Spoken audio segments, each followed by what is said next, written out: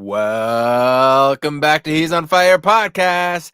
It has definitely been a minute, but that's what happens when you have 3 or 4 dads that just, have a dad life going on. He's on fire! Nothing we can do, but we're here now. We're excited to be with y'all and talk about this iteration of the Phoenix Suns with Kevin Durant. That's the very first and foremost thing I really want to get into, but everybody share this out and all that fun stuff, and we appreciate the love. Kevin Durant starts tomorrow.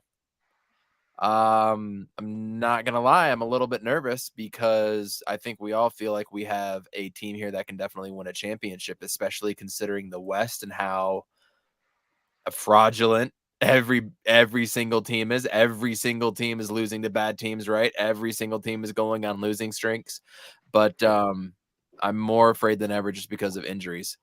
I don't want to lie, that's the number one thing I'm worried about, especially with KD and Chris Paul and Book with his hands and stuff. But putting that aside, tomorrow's going to be a really fun game. We got Karl Anthony Towns, Gobert, and Edwards, Mike Conley on the other side, just waiting for our entire starting lineup. But isn't this only going to be like the 11th or 12th time all year our intended starting 5 is actually going to be playing? Yeah.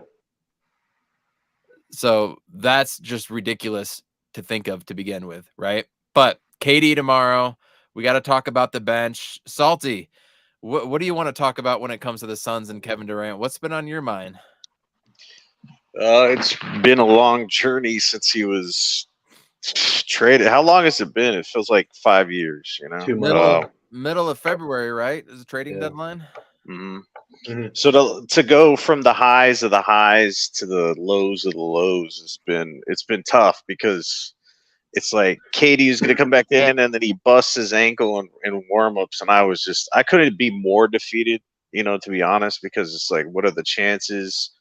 And it's just like at the same time, it was like a perfect storm because we got 2 new dynamic bench players and TJ Warren. I wanted to call him TJ Ross for some reason, but TJ Warren and Ross. And then Ross, we signed off, the waiver wire. So there was a promised deal there. And I think it's tougher for us to figure out our bench than trying to insert KD in there. And I know there's the question marks between like, oh, the bench got to adjust to KD. It's like, we need to figure out who our bench is and like who's in and who's out. And I was so frustrated with like so many different things because it's like Monti, he has this knack of like not being able to adjust, not calling timeouts, and like in the losses that we had, a lot of that was showing up, and the fragile nature of this team showed up as well, in that we were fouling so much, and then they were complaining about fouls, and we could talk about that as well. But it was just so frustrating to watch this team because Chris Paul wasn't doing shit for the most part. Devin Booker's cooking, right? He's just on fire, literally just killing it.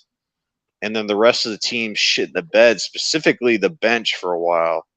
And Ish Wainwright, I have a bone to pick with him because I respect the hustle and the fact that he was a tight end in college, and then now he's in the NBA and shit. But the fact that Monty was playing Ish Wainwright over TJ Warren is like comical. It's like not comical. It is negligence. Let's just put it that way, because in no universe in our realm of living is Ish Wainwright better than TJ Warren. I don't care. You can say whatever you want about the defensive end and all this or whatever, but TJ Warren is buckets. He gets buckets, bro. Like in the bubble, he before he got injured and all this other stuff, he was killing it, man. What was that guy averaging, like 44 or some shit? Like he was going off, and this guy is like dynamic from that end to a point where, I don't know, it was just negligence from that point. Ish is like taking final shots, and it's like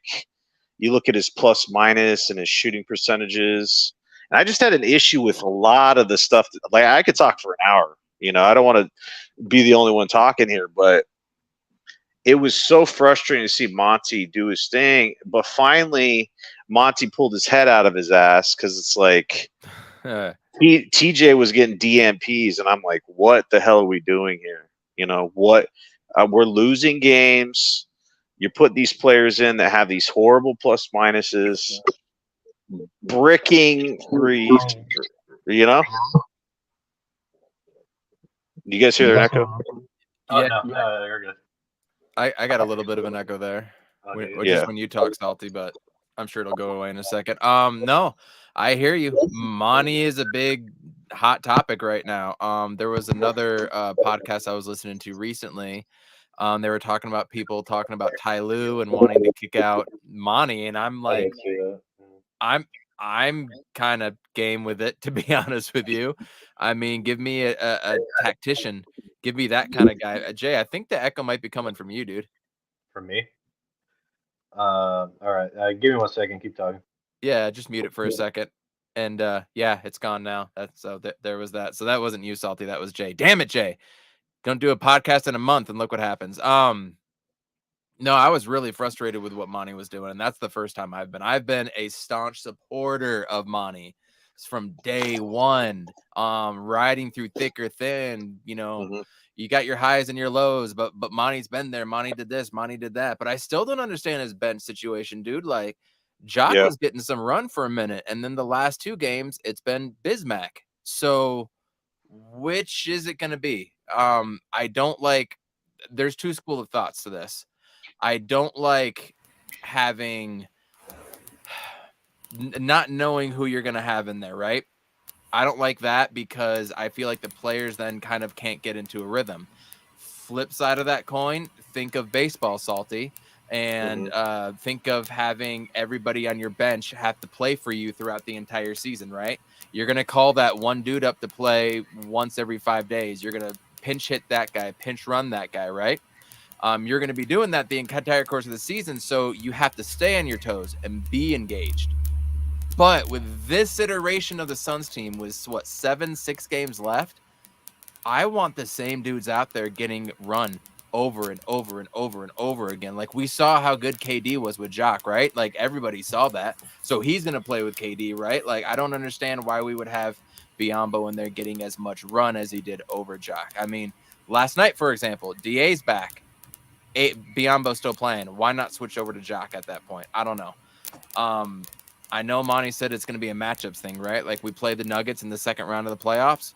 We're not going to want to start a Kogi. We're going to want to start Torrey Craig, especially when you got to guard Jokic, Aaron Gordon, and MPJ. You're not going to want Josh Okogie out there, right? That's not going to be a thing. So I get that to a point, but where I think this Suns team needs is to develop the same players over and over. What's the word? Like chemistry. You know. Do I sound it right now? It sounds like it's like popping or crackling. It's like popping and crackling and stuff. Yeah, it's really loud now. Is it? Fuck. No, but what you were saying? Could you hear me? Yes. Yeah. So that's really a big issue with me, Evan. Honestly, like with our coach. Imagine being a player, right? When you play basketball and then not knowing if you're going to play, or like one time you'll get a bunch of play. The next time you could get a DMP for like 3 days. Like how do you build anything as a player, right? Consistency, any of that stuff when you don't know what's going on. Consistency, that's what I want. Consistency and continuity, all that stuff goes in there. And when I get what Coach Monty has to deal with because he's integrating 2 new pieces in there. But at the same time, Monty has an issue and huge flaws as a coach. He has favoritism. Okay. He picks his players and he rides with them no matter if they're playing garbage. Because, like, let's be honest. Like, he rides Shamit or Pyramid Poppy, or he picks these players, right? And he goes with them no matter what. And it's like Monty does that over. It doesn't matter. It's like this player's my player. I'm going to play him. He's going to get his minutes. Blah blah blah. He could date my daughter. Whatever happens, right? Exactly. And it's just like you were talking about Jock Landell and then Busy. It's the same thing with that because it's like Jock has a really good stretch, and then it's like busy time, and it's like who are you picking and how are you doing it? And it's just a lot of our players that we picked up. I wanted to talk about this before. Like, speaking of KD, since that was the original question, this offseason was screwed. Okay. James Jones From the beginning. I know where you're going. From the beginning. Could not get the players he wanted, could not get the premier, bench guys because he had to wait around. We were all along trying to get KD, but you can't pull the trigger on all these other players when you have cap restrictions and trades that are potentially going to go down. So it's like a lot of these signings when we made them, like Lee, Okogie, Landell, everybody's like, wow, that was pretty lackluster when it comes to these signings, right? Okogie's showed up and like played fantastic, and Landell and Lee and all these but at the end of the day, they weren't probably the first choice, right? They were probably second or third. So it's like when we looked at our bench at the time when we were struggling, I was thinking that in my head. I'm like, our bench is shit because like for a while there, we couldn't do anything with our bench, right? Couldn't hit threes, couldn't do anything, and it's just like those players were showing who they really were in essence, right? Is Lee going to be shooting 50+% for three and balling? I think his mic. Did it pick it up again? Yeah, that's his mic again. So, like, I'm not saying that those players haven't done good to this point, but it's like we needed something different, and then that something different is Ross and Warren, right? Right. That's the dynamic players that I'm looking for, not fucking Ish Wainwright. Bricking, like going off the side of the backboard when he's trying to hit a wide open three, that anybody could hit. Like these dudes, when KD gets back, are going to be so wide open, it's going to be ridiculous, right? So you need to have someone that's competent to hit a three in that situation. I was trying to tell people we need 3-point shooters, 3 and D, ideally, but we can't have that this year, right? So get the best 3-point shooters in there. When KD gets doubled or Book or vice versa, you're going to be so wide open for those threes, and you better hit them. That's the annoying part. It's like Josh Okogie had a good stretch, but then he's wide the fuck open. He bricks like 6 in a row. You're just like, want to pull all your hair out, So I think overall our bench situation is figuring itself out because of Ross and TJ. But at the same time, you can only play a certain amount of players in the playoff. That's the problem. Like, who's the odd man out? You're still crackly as hell, JJ. FYI. Jesus Christ. All right, I'll just restart. Hang on. Yeah. To go back about the bench mob with you. Mm-hmm. Ish Wainwright, I mean, he did kind of win us that Mavericks game, even when we did have KD. So, like, I see a defensive potential with him, but he's one of those guys that you love to have on your roster when you need spot minutes during the regular season, right? Yeah, game number 38, game number 52 on a Monday night, right? Mm-hmm. You need that 11, 12, 13, 14, and 15th man on the bench. There's always a spot for players like that, right? And I think he's great for that. But putting him in he played last night because TJ Warren had 3 quick fouls trying to guard Markkanen, and Markkanen was owning him last night. Whatever he did, he just didn't have an answer for. So you bring in him. I get that part of it. And then he did hit a couple threes, and then just kind of makes you think, and you're like, shit, is this the guy that's going to be hot now? Because Terrence Ross was like 1 for 7, and then cold, ice cold. Yep. And then hits 3 or 4 in the fourth quarter, and we balloon up to a 11, 12, 13-point lead, right? Uh-huh. So it's like he's almost trying to ride the hot hand, like you kind of do in soccer. Well, when you have a goal scorer. That is to a point, but he doesn't pull the trigger when the player is playing bad, and that's the shitty part. Yeah, he's like setting his. I don't know. He has certain ideas of what he wants, like time-wise for rotations, and he sticks with that, or he has done that. And it's just like you were saying, like ride the hot hand. I don't think he does that enough, to be honest. I think there's momentum times in games where whatever lineup is on the court. They're getting it done. They have momentum, and then boom, Monty's like, sub everybody in like it's hockey, full 5 rotation, and then it's all of a sudden we get, all of our momentum goes down the toilet. The other team makes a run. So. Yeah. Exactly. He doesn't call the timeouts like we want him to. Like, I get it. Like, you want to save your timeouts as long as you can. But, man, some of those can just be run stoppers. I mean, how many times have the Suns been down 19 in a game, right? Fact. And all of a sudden we pull it to 15. We get two baskets. Boop, immediate Other timeout. teams like timeout. Yep. And then they come back on a 6-0 run, and it's back up to 21. Right. Yeah. Timeouts can be run stoppers. I mean, I guess anyway, that's why we got KD for the ultimate run stopper, right? Yeah. And then I heard other chatter about people are wanting TJ Warren as our starter, as our 5th starter. I am so wholeheartedly against that. Holy shit. You saw just him trying to guard Markkanen last night. Like, we can't afford that, in my opinion. We can't afford for him to go down with 3 quick fouls in the first few minutes. We can't afford him giving up a whole bunch of defensive stuff as a starter. Also, I really think this team specifically needs more scoring off of the bench, maybe more than ever before, right? Especially with Chris Paul's decline. Like, having 2 dudes that can light it up, and TJ Ross and TJ did it again. TJ Ross, 2 guys and TJ Ross. You've got those 2 guys coming off the bench. You need flamethrower bucket getters, man. Big shot makers, big shot takers. And in my opinion, that's what you need coming off the bench. And as Voida put it, he always said, you need a fuck shit up guy. You need a Torrey Craig or a Josh Okogie to start, right? So you would be comfortable with Okogie? I'm not comfortable with either. It's just Craig or Okogie, but I think you need to keep that cohesiveness, and you need to have scorers coming off the bench. It's just, I think I don't know. I think you could pretty much throw anybody in there with Booker and KD drawing as much attention as they will, and then kind of CP3 doing his thing, and DA's in the middle, like that 5th person. I mean, in essence, they're just going to be sitting there waiting for a 3-point shot. I don't know what else he's going to be doing. I mean, he's not going to be doing pick and rolls with CP3, So yeah, I mean, I get that, but I love that idea of just having a guy that can go out and just focus on defending somebody, as opposed to TJ Warren getting used and abused and having to sub somebody in at the 7, 8, 9 minute mark. He was grabbing some boards and for sure.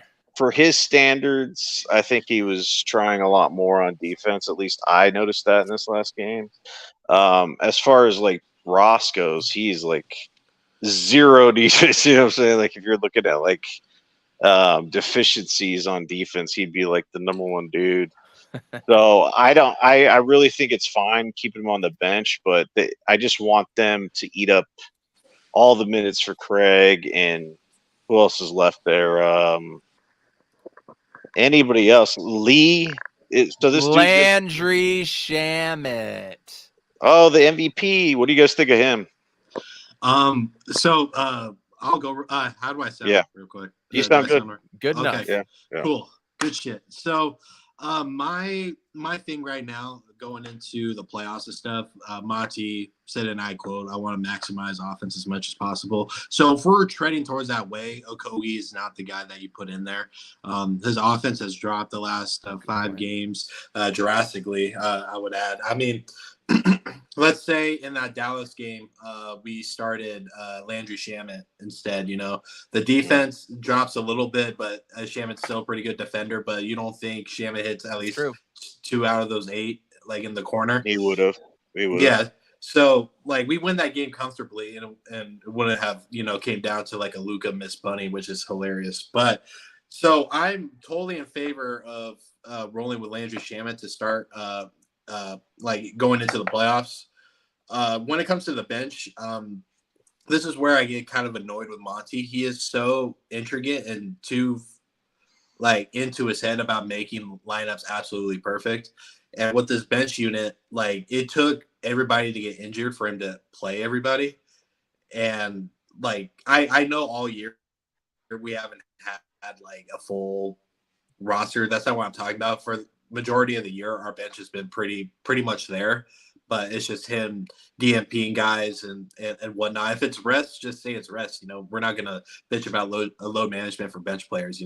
If Jacques is dealing with something, like let us know so we're not like killing Biz and like Monty, him catching strays and shit if it's not deserved. Yeah. But going into the bench, yeah, you got to have that fuck shit up guy. And I love what Ross and TJ Warren have been doing. It sucks that it took just like KD and Aiden to get injured for a few games to see Warren and Ross cook together, because in the last 3 games, our bench has just gone off, and they're not the reason why we lost, those couple of losing streaks. Sacramento, the bench has 68 points, absolutely blew Sacramento out of the water. I guess the 76ers, we have 53.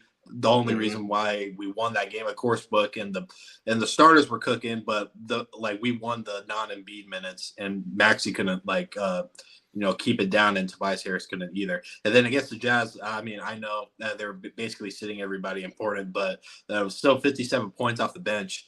So when you add Warren and Ross and you have to let them cook, and Campaign is finally finding a niche little pocket so he can facilitate and find the wide open guy. That's what leads to it. Ross can cook from just about anywhere. Warren can get to his spots still, even after his injuries and his age at this point. And then when you add Jacques, a guy that can actually move around in the paint, that adds a lot of versatility in the bench going forward. I know Monty's been killing. I know Monty's been getting killed about like the all bench lineups and shit like that. I'm not too into it like that, because we're dealing with injuries. We don't have Mikal, we don't have Cam, we don't have Jay, we don't have KD. So that I totally understood that. But to answer basically all the questions, going into the playoffs, I'm more in favor of throwing anybody in that 5th position. But if we're trying to maximize offense and still have great to good defense and offensive shooting off the bench, I would move Okogie to the bench, running with Craig and Campaign, then the bucket getters, and then having Landry Shaman or even Ross, depending how the defense is for comp. So if we were to match up with let's say Clippers. Yeah, the Clippers, if we go into that Clippers series and Paul George is still not back, because there's reports saying that if they get out of the first round, Paul George will probably be back in the second. So if we go into that series with the no Paul George, I'm more than cool with having Ross open in the corner, because, we don't really need defense from him. As long as he can contest, which he's progressing towards that, just contesting shots, I'm totally cool with that. And see, I want to start Craig, because if anybody remembers when we Craig was great against Paul. Craig beat Paul George single-handedly on defense in Game 6 in the 4th quarter. Single-handedly did that. That was all him, the way he stopped him. Paul George was cooking that whole series, and I want to say he had like 30, 35 or something, and then wound up with almost a goose egg in the 4th quarter, all because of Torrey Craig, and they were eating. They were going to win that game. I would want him, for that reason, to guard a Paul George or a Kawhi.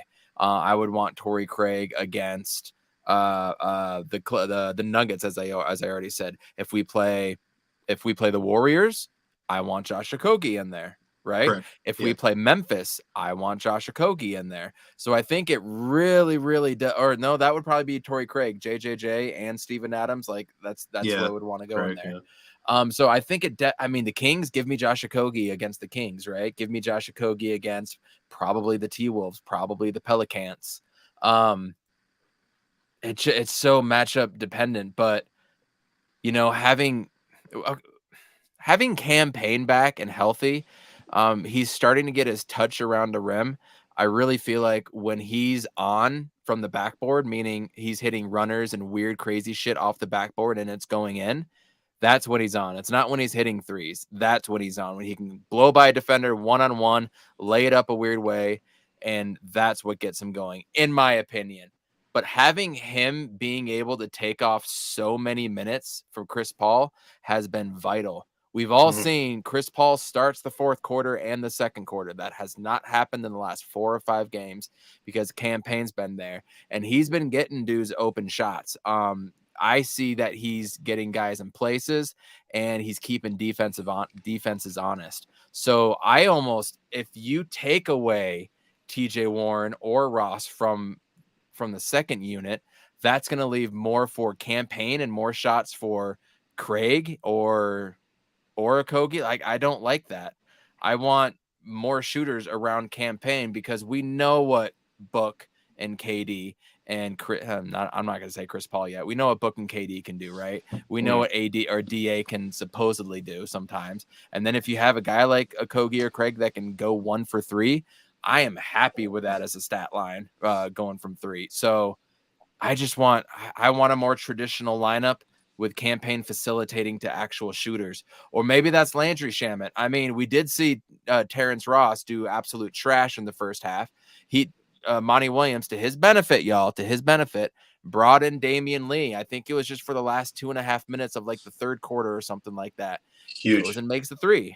Yeah. Goes and makes the 3, right? So I just like the fact that Campaign has more shooters, which makes our second unit more deadly. But Salty, KD is going to start in the second quarter and the fourth quarter. It ain't going to be Chris and it ain't going to be Book. Doesn't matter who the hell we have because we got KD starting with a second unit. Like, that's something we need to talk about too. There's a lot into this.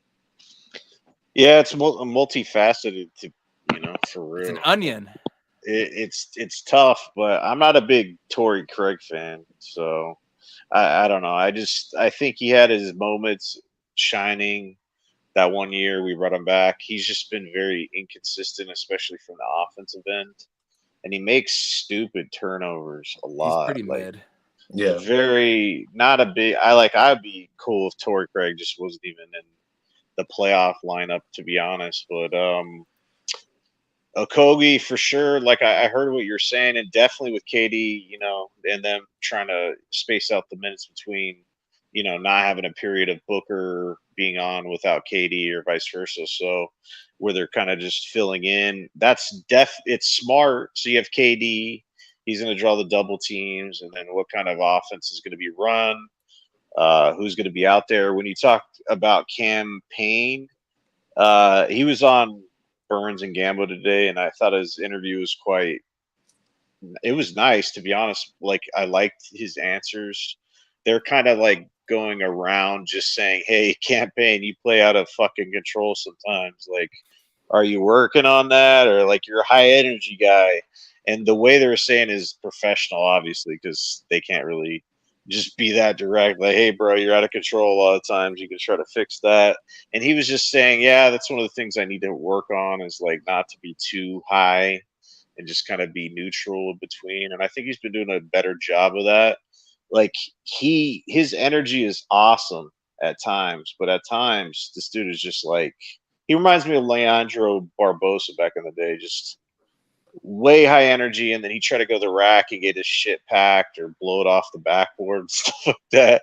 Because it's just, you're super fast. It is just like your speed can be your demise if you're not under control. So if he could be under control, yeah, KD could literally handle the rock himself if he wanted to. So you could do whatever you want with that. But the Shamet idea really intrigues me. I didn't really think of that.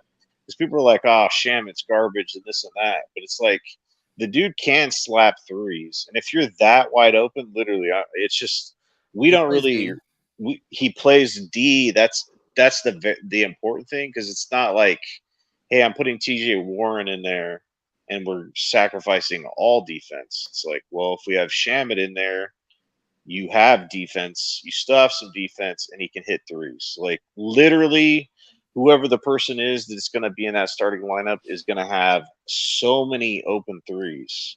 And I would be pissed if that person that they're choosing is clanking them off the backboard or rim or whatever. Right. So, yeah, bro, like, Campaign's important, but not as much as in the past. Just like CP3 isn't really needed to be that second player, there's a lot of change, man. There's a lot of change. We've got about 12 deep. I mean, you got our 4 starters, right? Our 4 studs, and then you got Okogie, Craig, then you got Shamit, Payne, right? TJ Warren, Terrence Ross, Okogie. No, you excuse can't me. play. You got Play that Biombo, many Landale. in the playoffs though. Like, yep, who's Damian gonna be Lee. out? We've got a lot of depth, but and that's the problem with the consistency here. And I know Monti said recently that no matter who we have coming in and playing, everybody needs to learn to play together, be where they're supposed to be, and all that stuff. And like, so they're trying to make sure that no matter who's on the court, everything is as it's supposed to be, which I get. But again, this goes back to consistency. It's like you got to ride with the highs and lows sometimes. And sometimes Monti is just not quick enough to pull the trigger. And then he gives DNPs. So there's no consistency with what he does either, which again is a double-edged sword. It keeps people on their feet too. So KD changes everything though. KD changes defensive rotations, defensive one-on-one assignments, not having to switch off. Or being able to switch everything. KD changes absolutely everything, all the way down to minutes played. The good thing with KD coming is Torrey Craig and Okogie, I guarantee you will not get 35 plus minutes, right? Right. Like the minutes of these dudes come down. So your rotations, I personally, if I was the coach, I would have quick fucking rotations. If you're going to go 12 or 13 deep and you trust those guys, like let's max it then. Let's do quick 4 or 5 minute rotations, sub in Terrence Ross, quick sub in Damian Lee, go back and book for the final 8-minute stretch or whatever, right? Like that's what I would do. What do you guys think of quick rotations, but still playing like even 11, 12 guys? Yeah, 100%. I was listening to a podcast today, and I'm sort of spacing on one of the numbers, but when KD was in the lineup for those 3 games, again, small sample size, we were outscoring the opposing team 22 points per 100 possessions, which is really good. And then on the defensive end, we were 11 points better as well. So KD for sure changes everything. So going into the playoffs, let's say we do match up with the Nuggets in the second round. Craig, former Nugget, he knows the system. They really haven't changed much there. He knows how to pick up MPJ. He knows how to contest on Jokic. Yeah, we haven't really dealt with KCP and Bruce Brown in this particular system. Devin Booker knows all about KCP dropping 46 in game 6 against the Lakers. KCP ain't shit. Exactly. So that's who's going to guard Booker, by the way. It's either him or Aaron Gordon, but now you got to have Aaron Gordon guarding KD. Good luck. Right. Yeah. So the quick rotations, like there was a 9-day difference when Craig finally went back to the bench. And like he was just playing off the bench. There was an extra pep in his step. He was playing better. He was snatching boards. His defense was a lot better. So I think the bench for him when everybody else is healthy is great. We need the rebounding off the bench, and then with Okogie too. I mean, like Crash Bandicoot. Like if you just need 5 minutes from him, you just let him go.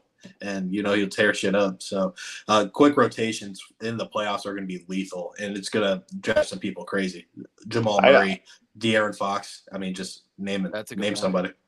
Yeah, I don't think they're going to be able to go 12. That it just doesn't work in the playoffs. So. Not 12. Like I'm thinking like 9 and a half. But who? I mean, you start going through the names. That's why not we a lot need of players, consistency from Monti. That's why these games were so important. You shore up that lineup. You make your lineup smaller, and then it just that's what I'm saying. Because like he's rolling with this 12 lineup. Fuck. He needs to start hammering down like soon. Like, hey, this is the players that are going to play, tomorrow. And these players aren't, because if you don't have those rotations down, it's going to be fucked. I say after the Denver game on Friday, something needs to be established, because after that, we only have 5 games after. I mean, is KD going to have a ramp-up period? Is he going to be on a minutes restriction? Like one would assume, right? Mm-hmm. For sure. I think so. I mean, so that's another, what, 2 or 3 games lost of an actual rotation, and then how much do you want to show?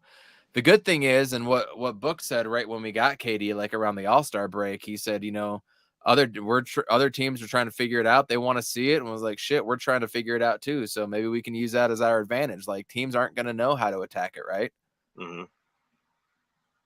We just got to learn how to play defense. I just, like, if you go through our starting lineup, you have CP3, Book, Okogie, KD, Aiden, right? And then first man off the bench is what? Campaign? Campaign for Chris Paul, you'd imagine. Chris Paul, right? So that leaves you that you're at 6. Terrence Ross would be. So you have 3 more TJ players. Warren's next. TJ Warren, Terrence Ross, and you have 1 more player left, and you need a backup big, which would be busy. Is it going to be? Yeah. And then you cut it off. Then you cut it off right there. Boom. That's 9. That's the weird thing. I'm very intrigued about more small ball lineups. What we saw against the Mavericks, I'm very, very intrigued now of a small ball lineup with Craig as your 5, right, and KD at the 4. Right, I'm Book at the point, Terrence Ross, TJ Warren. Ooh, I want to see things like that too. So Monty's got a lot on his plate right now, man. A bunch. It's going to be frustrating in the playoffs because I think we're going to go through growing pains in the playoffs. I think we could lose a game by 20 points and win a game by 30 in the same series. The firepower that they have is insane. Yeah. What was Booker and KD averaging in those 3 games together? 35. KD was averaging 25.7, I believe, and Booker was averaging 33. And his highest point production was that Mavericks game too, if I'm not mistaken. That's 2 players on our team. And when, like I said, like, I was watching these defenses, especially with Booker, right? And the way these defenses play him is insane. Like, you could he had the ball, he gets the ball, immediate double team, right? Within one dribble, bro. Boom, double team comes, and then they're like, let anybody else beat us. It doesn't matter. It doesn't matter. DA, CP3, nobody. Get the ball out of his hands, and it's just like, imagine putting KD in that mix. I mean, we saw how many open threes Booker got, dude. We've never seen Booker so wide open. True. Like, this is what Booker is at right now. So he's at 28 points per game, almost 5 rebounds, 5 assists, and shooting at 60% true shooting. And it's not like he is just shooting from one particular spot. Like, he's shooting all around the court. So you add that with another guy that can essentially do the same thing. And just in the last 5 games, he's just been on a hot streak. Just in this 35 minutes of average play, 38% from the 3, 56% from the field in general, and then 90% free throw. I mean, did you guys notice that they put an emphasis specifically for Book to try to get to the rack more and try to get free throws? Yeah, to justify why we get fucked in officiating. Yeah. No, I mean, we could talk about that, man. No, I think it's because, I don't know. You break it down. Who are the most popular players in the league? Yeah, Giannis, Luka, SGA. And what do they? SGA averages like 11 points per game with no free throws. If you don't count those, like, I saw all the top players not counting free throws, and it's like SGA's literally like averaging like 11. Okay, so there's a lot of these players that are like very popular, superstar type players that get to the line, and it's like, you know how many points you get off the rip from free throws, right? Embiid, Giannis, Harden back in the day, Doncic. What's the connecting part there? They get to the line a lot. They get the whistle. And we still couldn't get the free throw battle last night against the Jazz. Still. Yeah. And like everybody from outside of Phoenix fandom we're justifying like just like we're not known for like taking the ball to the hole. No, we're talking about these specific games. You look at the metrics, you look at the stats. We're crashing the paint a lot more than these other teams. We're settling for less jump We're shots. driving more. We're driving more, and the officiating is still lopsided. I don't care how you break it down. That Lakers game was absolutely absurd. No official should be allowing 46 free throws for say it again, Salt. team. It's rigged, bro. Did you see him rescind the tech for Luka? For Yeah. Luka? Fuck that. They would never do that for anybody else. They're rigged, bro. They won that game too. They probably would have lost. It happened last year too. Around this time, they rescinded one of his techs. Oh, the Golden Boy. Calling the special the treatment here. We got to give him the playoff. It's just like the Lakers. The Lakers are not good. And then the great white hype. What's his name? The white dude that's over there in the Lakerville. It's Austin Reeves. Yeah, getting like more. How many free throws this dude's getting, and he ain't shit. And it's just like they push these narratives.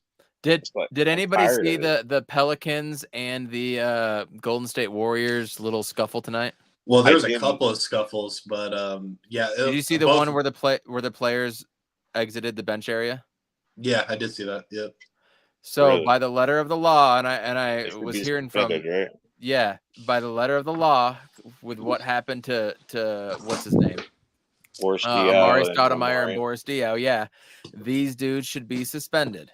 And they won't. Let's wait until tomorrow to see if they are. If they are not suspended for doing the same exact thing Amari and Boris did, then you know, bro. You know. Hypocrisy. And plus, the Pelicans are on a hot streak right now. So, I mean, I think no, they just lost. They just lost to the Warriors tonight. They were up by 10. Did they really lose? They lost. Yeah. Wow. God, fucking Warriors. I wanted the Warriors to lose, but yeah, whatever. Let's talk about playoff matchups.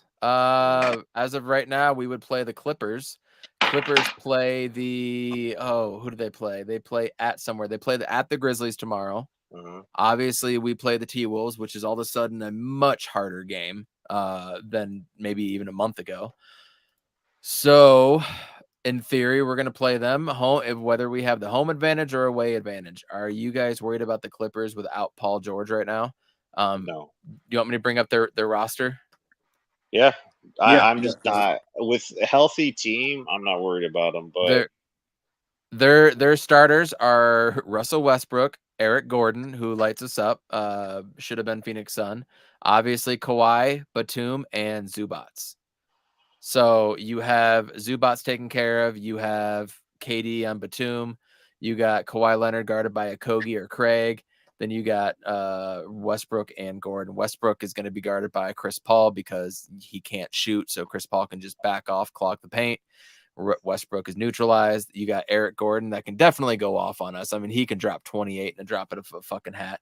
Then you got a Mason Plumlee coming in. Because of that, I would assume that we would play Biyombo and not Jock Landale, because Jock Landale got manhandled by Plumlee last time we played them. You also got Bones Highland and Terrence Mann coming in. So you got a backup point guard that's done some damage against us, and Terrence Mann. So there's your Craig Okogie matchup right there. Whoever's coming in, they'll play one of those guys. And then you got Campaign, Terrence Ross, and obviously Landry Shamet. And I think you have a full backup 10, in my opinion there. But I'm not overall worried about them if we have KD, right? Like, I'm really not. I'm not worried. I mean, then we would play Denver. I'm not worried about Denver in the second round. There's nobody in the Western Conference I'm afraid of. Who's playing well right now and who's hot? Do you guys know? Well, Pelicans we're on a 5-game win streak. The Wolves are playing good. Yeah, the Wolves got some traction, and now Cat's back, and they had that big win against Golden State the other night. But besides those two, I mean, Denver's fallen. Give me any Rudy Gobert matchup any day of the week, right? Yeah. I'll take that any day of the week. And then you got the Grizzlies at 9-1. But holy shit, they have gone through a lot of turmoil. They could potentially play the Warriors in the first round. Warriors are going to rock them. You think the Warriors would beat them? I think the think so. Grizzlies are pretty scary, dude. Honestly, like they're clapping a lot of the teams they're playing right now. You know, Nothing that I've seen from the Warriors this year gives me promise that they'll make it past the second round. No. Yeah. But I think if they were to play the Grizzlies in the first round, they would win. I mean, with that said, honestly, a damn good matchup would be Memphis versus New Orleans if Zion was back, right? But Zion ain't going to be ready. I mean, playoff shape or playoff mode, right? Mm-hmm. I mean, but again, none of these teams are peaking at the right time. If we can get on a run here and start peaking at the right time, I mean, you see it in the NCAA tournament. You see it in the NFL playoffs all the time. Like, you get hot, you can roll. You can definitely roll. And I mean, that we was can the get Warriors hot last year. They got right at the right time. You know, late February, early March, they got the ball rolling. Yeah. And look what happened. Yeah. Yeah. And they Confidence is benefit a off the cheating motherfucker. too. So y'all don't like you don't think you see KD going for 46 and you're Terrence Ross and you got wide open threes every time down, you're not going to have a shitload of confidence, right? TJ Warren is now going to definitely be able to play one-on-one whenever he wants. Like, there is so much confidence there when you play with KD. I just don't see another team that's rolling right now. And if we can be that team, all of a sudden we're going straight to the finals again. Denver, they've killed it all year. They're only 51-24. Hell, that was good enough for a 6-7 seed. What, 7-8 years ago? And 10 years ago, the 2013 Suns had like 50 wins or close to 50 wins, and we still couldn't make the fucking playoffs. Like, they're not. Did you see that the Denver's defensive rating? I don't know what it is, but apparently, a team with that defensive rating doesn't usually go to the finals. Like, dude, who's Jokic stopping? Who's MPJ stopping? Come on. No, that's exactly the point. It's just like I think the Nuggets are this year's last year's Suns. Okay, if that makes sense, like fraudulent. Yeah. And then you remember when Utah was like the number 1 seed, and then they, they did what they did. So I think Nuggets are definitely one of those teams this year. I'd actually can y'all name 3 bench players for them? For the Nuggets? Fuck, no. Fuck. I can't, honestly. I don't even think Reggie Jackson has been a DNP the last few games, coach's decision. Yeah. Thomas Bryant, Ish Smith, same thing. Jeff Green is their biggest one. Now let's give it up for Jeff Green. How many times has he fucking killed the Suns? Cooked us, yeah. Right. So yeah, I'll give you there. But they're other than Jeff Green, their other 3 guys are Zeke Naji from Arizona, who nobody likes that school. 5 points a game. Like, okay, Bruce Brown. Bruce Brown. What? DeAndre Jordan. I just thought of one. Yeah. And Christian Braun, who I didn't even hear who that name was until I had to look it up. And DeAndre Jordan obviously doesn't play. Like, play him and we'll cook him. There is nothing about this team that scares me. That's not to say Jamal Murray doesn't turn into fucking Michael Jordan, obviously, every time we play them. So him going off for 50+ a game is a potential. That scares me. But that's what you have Josh Okogie for. That's what you have Shamet for. That's what you have Torrey Craig for if you want to put a bigger guy in. Actually, that probably wouldn't work because of foot speed. But this is why I'm thinking, like, throw waves at these motherfuckers. Mm-hmm. They just can't guard the pick and roll. And our defensive rotations are some of the best in the league. I mean, it has been the last 3 seasons. We're still a top 10 defense. I mean, sometimes it doesn't look like that, but the legend. Welcome, Ahmed. What up? What's up, guys? Sorry, had some things running late on my end. How's it going? Good. How about you? We're rocking and rolling, man. We are currently talking Phoenix Suns playoff matchups and how there's nobody that we are really afraid of, but we're currently discussing the Nuggets. So, Jay, finish your thought, please. Just my main point is that they can't guard the pick and roll. I mean, MPJ and Yoke have gotten a little better at it throughout the years, but MPJ ain't gotten good at any defense. What are you talking about? The few Nuggets games I have seen this year, he did show a little promise then, but he's like that sidestep is like he can't get to it. That could be an injury thing, and he's just dealing with. But their defense is really sus. Their offense is pretty pristine, very clean. They swing the ball, they catch you lacking and stuff. But if like Jamal Murray's still not like he still hasn't had like that 30-point game when you're like, wow, and it like he's been available all year. And it probably won't come this year because of the horrific injuries he's had. So right, yeah. So I'm not gonna kill him for that, but their starting five is very clean and how they play. But like where you win is the bench unit, and I think we got them 100%. So there was another thing I wanted to bring up, but I'm spacing. But this Denver team shows a lot of similarities to that Utah team a couple years ago, but obviously a lot better. But a lot of cones on defense. Mm-hmm. Yeah, correct. There's more than one pigeon. There's more than one pigeon on that team you could pick on. Mm-hmm. Yeah. So I'm offensively, yeah, that's the concern because Jokic and Gordon together are a really good pair. You were talking about Murray. It's funny when you think back now and look at the bubble and like how these guys played in the bubble and how a lot of them haven't really shown us much, like TJ Warren, right? Jamal Murray, Anthony Davis, Jay Crowder. Spida until this year. Yeah. Until this year. A lot of guys shot really well, looked really good with nobody around. You know what I mean? So, you could take it for what it is because even travel, none of that. Yeah, and even if you look at Murray, like as good as he was in the bubble and as good as some of the games he's had, he averages like 20 points a game. That's it.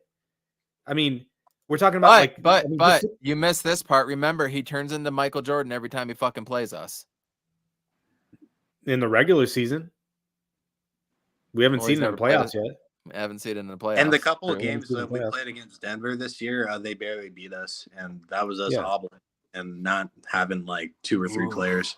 So we play them 2 times. I can't wait. Yeah. With KD, knock on wood. KD, I don't even know if it's going to be smart that second time to run all those dudes out there. Yeah, well, by that point they probably will have locked up the first seed. So I don't think from their perspective, I don't think they would play us. Real. I think they got it locked. No, the first seed. No, Memphis is still 3 games out. Oh, okay. So Memphis has gone on a 9-1 stretch, and Denver's gone on a 5-5 stretch, and they've pulled that from like 9 games to 3. Okay, gotcha. Yeah. So we could potentially play Memphis in the second round. Yeah, by the second Denver game, not this one on Friday, but the one after, I think we're pretty comfortable with just maybe slagging off a bit. What do you think, Amit? It's been a while, man. How you doing? Yeah, it's been a while, man. I'm good. I'm just thinking now because like when you look on paper against all these teams in the West, we even without KD, because KD seems to fit in with anything. In fact, bringing him in the lineup with no sort of preparation makes the bench players so much better because they're fit right into the role that they're supposed to be in. Torrey Craig doesn't have to extend himself beyond what he does. Same with Okogie, the same with a lot of these dudes. But it's that like unforeseen thing like that happened last year, right? With Dallas, where, okay, now half our team has COVID. Dallas can't miss from 3. They're targeting Chris Paul on every single possession. Luka gets every single foul call. So like but that was that happened over a few games, but it was really that game 7 that like magnified that whole situation. So it would have to be something that we're not in our minds seeing on paper or it like running the scenarios in our head and going something weird could happen. And then all of a sudden, like, yeah, the Suns could lose. But like just looking at the West, I mean, yes, Denver is the most formidable opponent. I think second probably would be, honestly, like maybe some crazy Warriors fluke, some crazy Lakers, chemistry thing happens. No, not the Lakers. No way. I'd say the Pelicans more than Memphis. them. Memphis is young. I've never been scared because Memphis has never been tested. Memphis they're doesn't young. know how to close games. Yeah. And like I mean, when they get down to the wire in the last like 8 minutes in the fourth quarter and like the score is like a 10 point difference, they usually choke it. But they win games in the third quarter, so that's the thing. And we stay pretty neck to neck with them until like the third quarter usually. So I like our chances against Memphis a lot. who's guarding KD, right? They don't have. I mean, they either Jaren Jackson's going to guard. Yeah, I don't know. Jaren Jackson's the only person, right? Jaren Jackson's got to guard DeAndre Ayton. Well, who's Steven Adams guarding then? Is Steven Adams back? Like he was injured or something? I think he's out hurt. Hold on, I got a stupid fucking ads playing because he hasn't played in a while. Yeah, I mean, you got Xavier Tillman, or Dylan Brooks is the only other dude. Like, good luck with that. So you're telling me you're going to put Xavier Tillman or Desmond Bane on Booker? Desmond Bane. Well, I think Booker would finally get to the line if we were faced with Dylan Brooks. So, well, he's not going to see a double team if KD's on the court. So there's a whole different scenario there. Like, I mean, you guys seen what's happened in the last few games when we've been struggling, where they're just doubling teaming Booker at half court when he's we covered that earlier. We were his first dribble, and they're getting him his first dribble. Yeah. So I mean, great mind thinks alike. I mean, so we know what's going to happen when KD, and we saw it in the 3 games, it unlocked Booker. I mean, what was he averaging? Like 35 points a game in those 36. 3 games? Something like that. And they were easy 35. Could have been more. Should have been more, especially that damn Mavericks game, but I digress. Yeah. Do you guys think that there's a curse or a hex on the Suns when it comes to getting foul calls, or there's a clear... Yeah. Salt, go Salt. I'm counter this, man. So I gotta say my piece. Is there a certain slight towards players? I think you can build an argument for that, but to say that like there's some kind of like agenda against the Suns from like a NBA perspective is just weird. I think it's the way our team's structured, the way our team plays, the players that we have on our team. If you look at through the last 3 years, it's been an issue getting to the rack, getting foul calls, or vice versa. It's consistently been an issue. So it's like, how could this continually be the NBA refs' fault? I think it's an easy cop out. I agree with I agree with everything that you're saying, except for Devin Booker, because everybody else, yes. Sometimes, why are they doing float shots when they should be driving to the rim? Sometimes we take too many threes with the bench players. DeAndre Ayton, in 5 years, this guy has shown no physical aggression, so that's who he is. Chris Paul, he does get some calls with his rip throughs and stuff, but Devin Booker never gets calls. And what kind of shots does he take typically? He takes more physical shots than what Mikal Bridges takes, and Mikal Bridges is averaging more. He shoots mid-range shots and threes for the most part. See, this is what I was talking about. No, he draws contact. He draws contact. No, how many times does he drive? Okay, so here's the deal. Because they said this themselves, that they put an emphasis on this, because Campaign had an interview with Burns and Gambo, okay? They said they put an emphasis on trying to get to the line, and you've seen an increase in Booker's free throws. So was it the way he was playing? Because some players are good at avoiding contact, or it's like you have to create the contact and be physical. Like Giannis, he's literally a football player. He jump steps into running to take his momentum up to get into the lane. It's just like, then people are like, oh, he's barreling everybody over. He's playing physical and getting to the rack. So it's like, well, why is Devin Booker's free throws going up when they're putting an emphasis on trying to get to the line? It's just the way you play. But you're not going to get many free throws from shooting jump shots, which... Go back to that Thunder game. Go back to the end of that Thunder game. He got fouled on the last 3 shots at the rim. So everything you're saying, he did those things and did not get the call, especially in a critical point in the game where the and Why? one would change the possessions. Because Right? he bitches about everything. It's the way you go about it, because the rest, it's like Luka does it, but he has a different way of going about it. But wouldn't you say that He does Booker's it even probably worse, one though, of man. Come on. Don't even compare those two. no, way. but Booker is always whining about something, and it gets in his head. When he doesn't get a call, then he runs back and fouls the player out of frustration. That I'll agree with. That part for sure, I agree that he does that, where he gets petty, and so he tries to do the move that the other player did on the next possession, doesn't get the call, then gets attacked. He did that against, 2 games ago?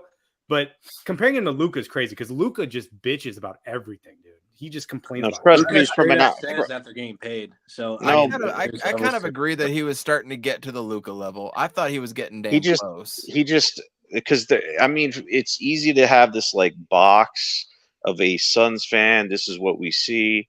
On an outside perspective, if you have fans talking about Booker, he's viewed in a completely different light than the people that live here in Arizona, or like whatever, not even just here in Arizona, but are Suns fans, because Suns see him as the saint, which he is. He's a great guy.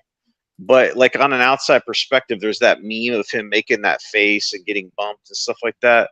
Like he has a tendency to, like I said, things get under his skin. It's pretty easy to get under his skin, and he gets frustrated, and it just goes sideways. I forgot which game it was, but it was one of the games that we lost. We had a big lead. Sacramento. Booker doesn't get a call.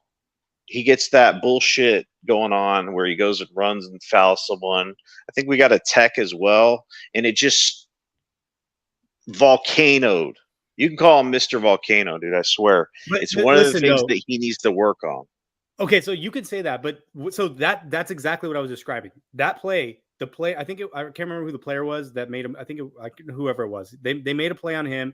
He got called for the foul. He went down, literally did the same exact move that guy did not get the call, went down, fouled that guy, complained about it, got a tech. He tried to do the right thing. It didn't work out. I've seen, like, we've all watched Devin Booker. Like, it's not like, yeah, he is a hothead, which is part of the reasons that we love him, is because that he is just not afraid of anybody at any time, and he's willing to talk shit to anybody. But at the same time, like, he doesn't get the same respect as like Austin Reeves. Come on, bro. Like there's agendas. So there's two different conversations going on here, because you're going from the individual perspective as a player. Devin Booker should be getting superstar calls because that is what he is, but it's a team's problem. Like, it's the Phoenix Suns complaining as a team. This is why we're not winning, because the NBA has an agenda against us. We don't get free throws and the other teams does. And it's like you build this chart, but it's like, if that's the way it is throughout the last 3 years, then what really is the issue? Is it your players that you have? Is it, the way you're guarding other teams? Because there are offenders of the players on our teams that take stupid fouls, that are slapping down, and then we get into foul trouble, and then it's like they build up the fouls, and then the other teams in free throws from the 8-minute mark or whatever, and that discrepancy goes up. So it's there's no way that the NBA has a prerogative to go against the Suns and say, yeah, we're not gonna call fouls against the team. It just doesn't. I don't buy that. Like, what do they gain out of that? NBA. I don't think it's the NBA. I think there's very clear that the referees have something, and specific referees has something against Chris Paul and Devin Booker. I think that's pretty clear. Chris Paul for sure. Yes. Yeah. 0-43 against what's his name? Scott Foster. Come on, Scott man. Foster. Yeah. See, I'm on the other end. I think there is some sort of an agenda against the Suns, and I say that because if you look at the Nash and Sotomayor years and all that, we weren't getting calls for shit during then, right? Oh, it's 11-11 for me. Everybody in my time zone make a wish. Real quick, Salty. Yeah. During the final series, we against the Milwaukee Bucks, so Giannis single-handedly took out Torrey Craig and Dario Saric off straight charges. Drew Holiday at the game-winning defensive possession pulled Booker's hands apart and took the ball. Bobby Portis landing in the shooter's box landing zone multiple times. Don't forget the technical that should have been called on Giannis when Booker got the steal and alley-oop. Yeah, that too. Yeah. We were not complaining at all. So it gets to the point when this is like a consistent thing when we're in the bottom part where it's not like if it's like a season or two, cool. Like adjustments have to be made at that point when it comes to roster building.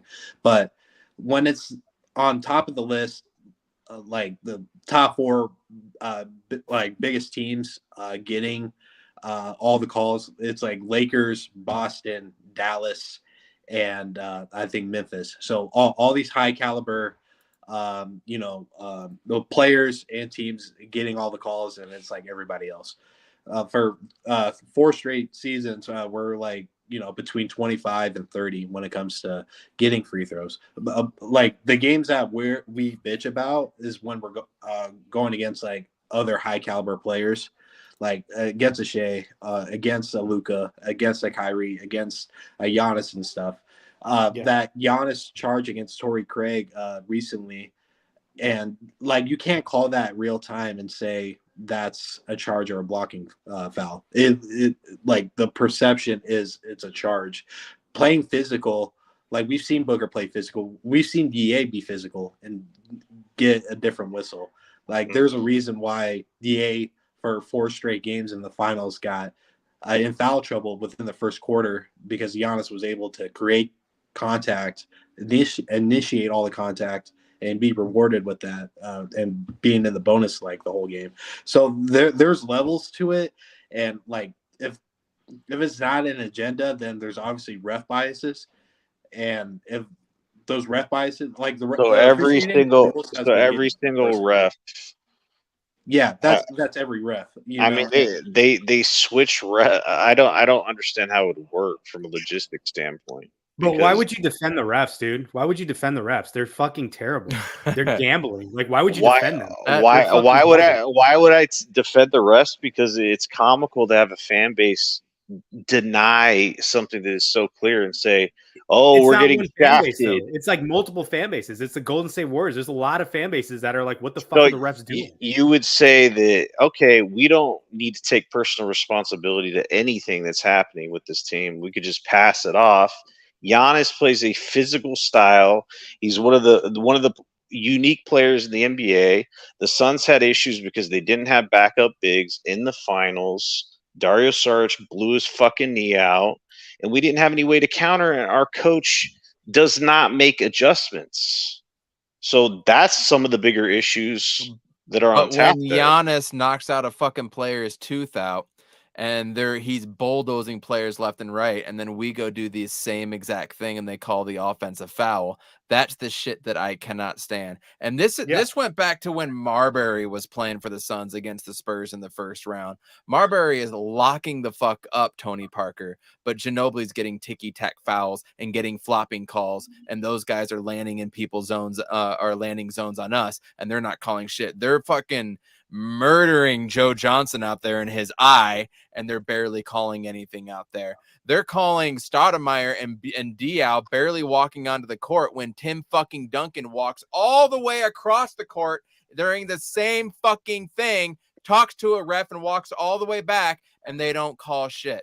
They did it to Goran Dragic, Gerald Green, and Eric Bledsoe that same year. We weren't getting shit. Like, I'm convinced there's a vendetta against the Suns, but also you need to overcome that like a motherfucker. You have to strive and be better than that. So I'm back to where I was 2 years ago in our finals run. Just don't say a fucking thing. It's clearly not helping. Nothing we're doing is helping. We still can't get the free throw battle against the fucking Jazz last night because they want to give white man Lauri Markkanen and Walker Kessler all of their flowers for whatever the hell reason. Booker's still getting murked underneath the basket, and he's not getting the call that he deserves, even after all this shit is going down. I agree with both sides that, one, okay, refs are corrupt as fuck because they've had goddamn documentaries on it and they're gambling on shit.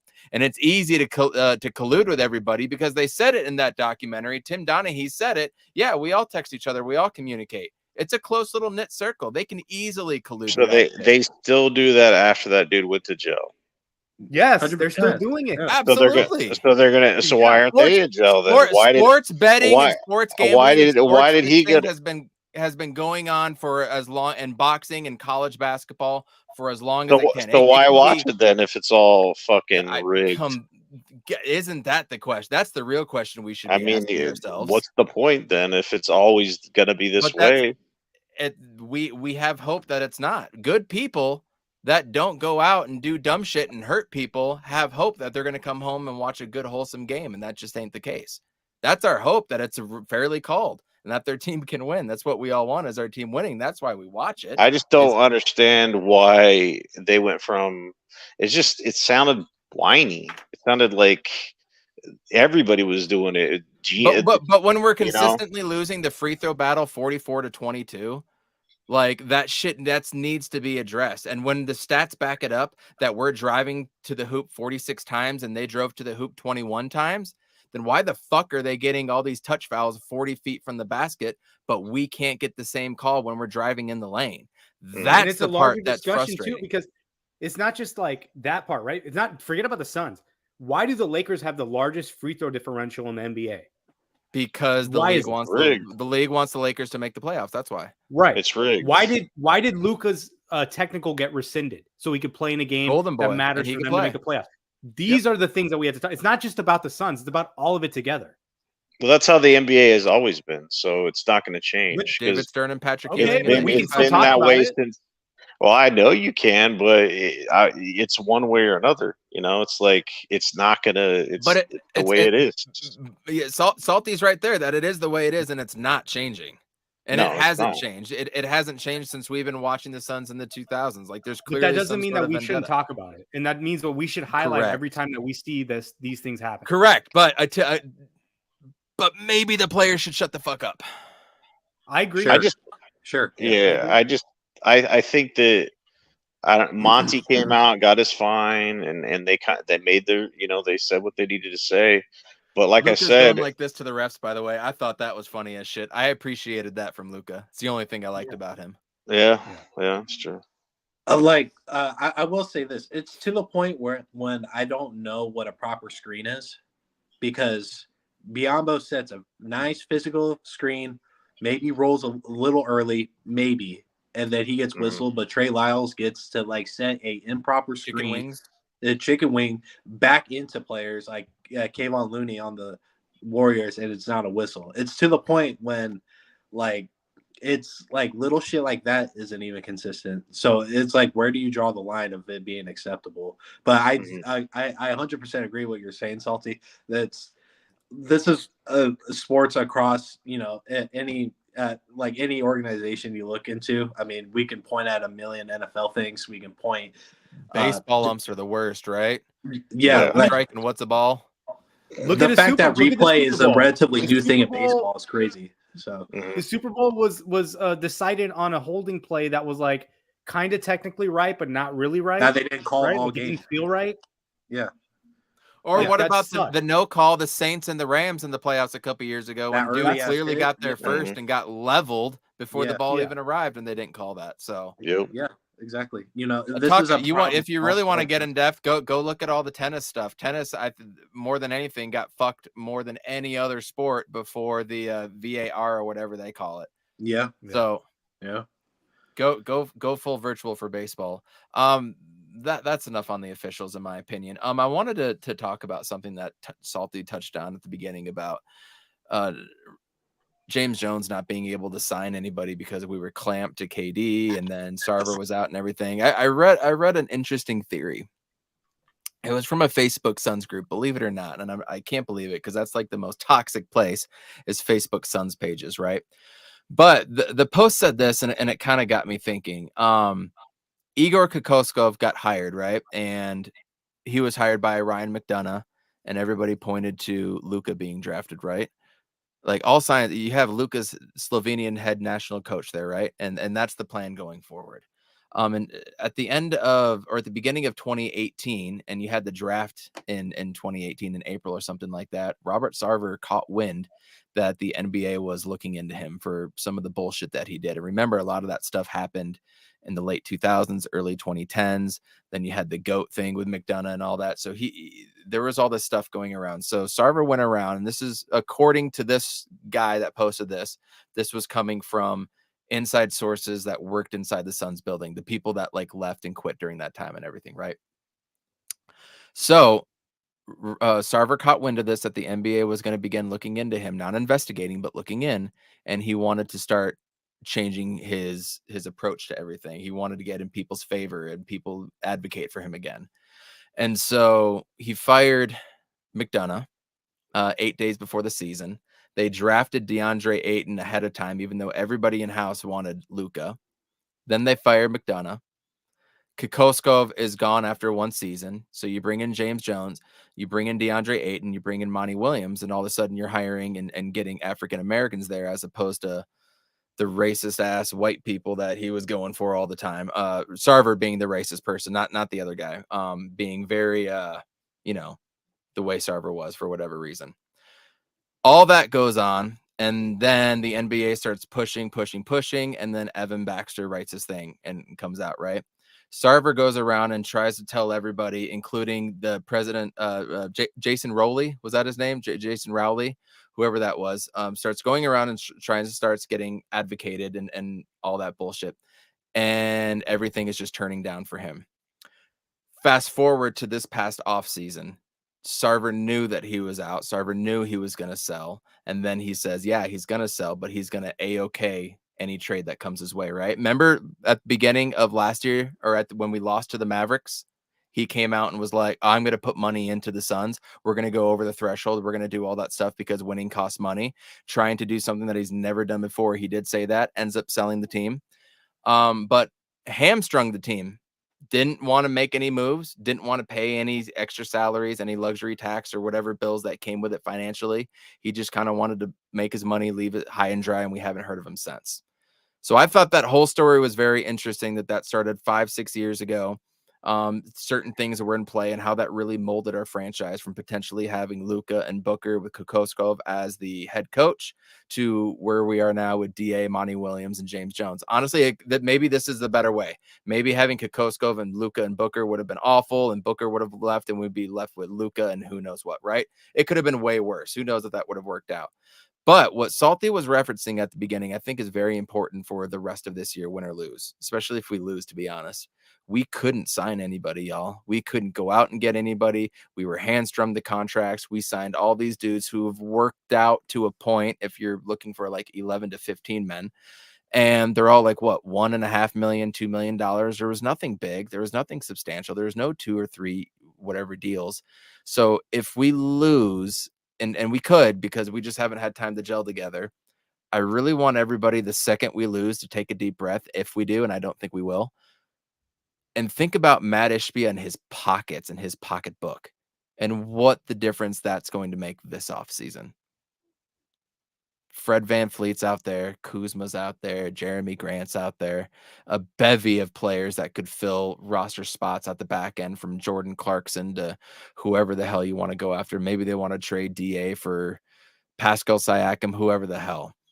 But we're going to have a lot of money to spend over the next however many years Ishbia is here. And I think that's a really important factor when you talk about this team going forward. That feels like this team was just kind of thrown together with random side players, and let's hope this works.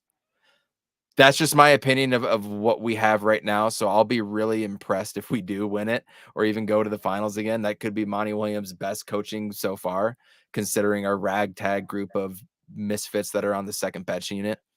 But just wanted to throw that out there for discussion, and then we'll get out of here. So, Salty, let me start with you. What do you think of hearing all that and your initial point with Ishbia or Sarver signing players, et cetera, et cetera? Yeah, I mean, it's easy to forget how it was, but it was tough that during the off season, because you're like, well, how are we going to make a move, And then we had the Crowder situation. That was weird. The way it ended, it was weird. So we were hoping all these things were going to happen, like getting backup point guard fixed and whatever other issues we were running into, like shot creation, like getting to the rack. There's a bunch of different things that we needed to do because it was demoralizing getting off that loss. You know, that game 7 shellacking, even game 6 or whatever, just getting straight embarrassed.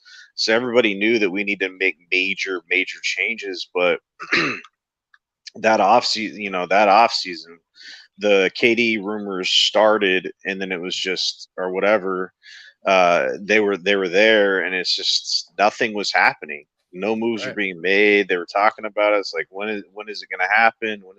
And then it didn't happen. And then I remember hearing about the Lee signing, the Okogie signing, and Jock Landale. Landale, and I was like, "What? These are the moves that we made to counter the Luka, shellacking us in the playoffs." We didn't address any of the issues really that we had. So as we were looking at it, and I was just like, "Man, they're trying to get KD or something." It's just. And then the KD rumors came and went, and then these players are playing. KD said they're gonna work it out. He's gonna stay in Brooklyn. Remember that? Yeah. So then I was like, well, we did all this for nothing. We waited around to try to do something for KD, and we got these third-rate players. Because let's be honest, when we signed all these players, the Suns Nation was just like, wow, that is lackluster as it gets. Like Lee, Okogie coming, he was on the Wolves or whatever, can't really shoot. And people are looking at it. It's just like, these aren't the game-changing moves we needed to make to get us over the hump. But in the long run, it worked out. But like to look back and the fact that one of our starters wasn't even reporting to the team in Crowder, and having that, like, there's so many issues that hamstrung this team. So like if they don't win the finals this year, it is not even close to being an issue, because there's time together as a team that they just really haven't had because of injuries and stuff like that. And then having the players that you really want, that now that KD's on the team, it's like, well, how would you build that team to maximize the Booker KD situation? It's like, would it be the same as how you built the team when you didn't have KD in mind on your team? I don't know if that's really the case there. So I think that's the biggest thing to talk about here, because before there's buyout markets and stuff like that, and we'd always miss out on these players. It's like, go down the list. Even the year that we made the finals, there's a bunch of players that I wanted the Suns to get, but they all signed with Brooklyn because KD was there. It's just like a bunch of those players like just would never sign with the Suns as these buyout players, and then we all of a sudden we get Ross, and that just shows you the power of KD. And I don't think the Suns are going to have any issues. Yeah, Ishbia and his spending and stuff like that. Like, this window is 3-4 years, whatever it is, and like I think it's definitely longer. JJ, we're gonna keep going. I know you got to get off, so say your piece. Say your part. It was good to see you again, my friend. So just real quick, for all the Suns fans out there, when we acquired KD, of course, everybody was like, they're a super team now. They have no reason to win it all this year. I would pipe down with that and just kind of get that thought out of your head, to expect not only the team but KD to figure everything out in like 20 games at the time before he even got injured, to figure everything out, then make a championship push just seemed a little unrealistic and kind of unfair. I know the type of caliber KD is. I mean, it's why we put the whole offseason on hold if you don't get into the ownership part of it. But now with KD coming back with less games to figure things out, of course he's the best plug and play player we've seen in league history. But we weren't able to do anything in the offseason due to the Kevin Durant rumors, due to the market crashing because of that whole Rudy Gobert trade, and also the ownership thing as well. So we had a lot of things hampering us, and honestly, no other team was able to make moves like that anyway. So, like we didn't really lose like a leg in the race and whatnot. It was just very underwhelming considering how we went out in the playoffs the year previous. So, if we win a ring, great. I mean, I'm not going to be complaining about it. The competition to the finals, I'm not too worried about. If we match up with the Bucks, I mean, that's definitely going to be like a slugfest. It's going to be back and forth. If it's the Celtics, I like our chances, honestly, but not trying to think too far ahead. I wouldn't expect a championship this year. What Salty said, we kind of bought ourselves another 2 to 3 year window. With Kevin Durant, now we can add more pieces around. Maybe Ross and Warren stay around, and we can build around that bench a bit. You know, our starting five is already pretty good. Maybe we can trade DA to a place where he can be really utilized, and we can get some additional capital back. Maybe we can make a push for a point guard that's just as hungry as Chris Paul when he first got here. So there's a lot of opportunities past this season. You know, if we win a championship, of course, none of us are going to be complaining, but I think it's a little unfair of what the NBA media and like NBA Twitter and NBA Facebook are saying about the Suns. Like we should win a championship. That's really unfair considering the circumstances that we've dealt all year. Our record shows that we're pretty mediocre. Before Booker went out, we were the first seed in the West, and we're at 18-11. So it shows the type of caliber of a team that we can be and our potential can be. So as long as we're fully healthy, I don't see a reason why we can't make it to the promised land. But, you know, only time can tell in that aspect. But just stay optimistic this season. When we get into next season, you just asked Suns fans to stay optimistic. Come on, bro. Just don't rule anything out. So look forward to the next 2 seasons instead of really being strung up in this season, because it's really been a 4-team race and we just entered it. So before you go, win or lose, in my opinion, this offseason is the most important offseason, definitely since the bubble, but before that, since trading Nash away, maybe even before that. Correct. It's a huge offseason because we're clearly are we all in agreement that we're moving on from CP3 after this season? Yeah. I'm not sure. Jay, it was good to see you, man. Let's get back on here weekly. We'll be in touch, okay? Yeah, sounds good. Thanks for coming on, Salty, and Ahmed, we'll get an After Dark show going soon. Yeah, we got to do that. All right, cool. Have a good one. Peace. Yeah, dude. Salty, unblock Jay, by the way, on Twitter. Oh, okay. Yeah. Ahmed, so you heard all that. You're the last one to go here. What are your thoughts and bounce anything off of what Salty and JJ said as well? Yeah, I mean, so this has been the most wide open the NBA has been in a long time. I mean, last year was pretty wide open, but this year's even way more wide open, where you could see a 4, 5, 6, 7 seed in the West win, a 3 or 4 seed in the East win.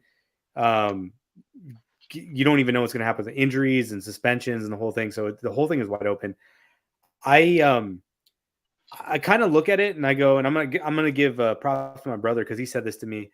If Kevin Durant, with the limited time that the Suns have together, and I'm not saying this is going to happen, I'm just saying if the Suns were able to get to the finals and win a championship, he might be a top 5 player of all time, given the circumstances that go into winning the for the Suns is a top 5 player of all time. Well, given that fact that he wouldn't even played a 10th of a season for them, or whatever it is, like a 6th of the season, right? Like that is insane. That would be insane. But then when you think about it, you go, yeah, that sounds crazy. That sounds improbable. But because all these other teams have this chemistry, they've been playing together.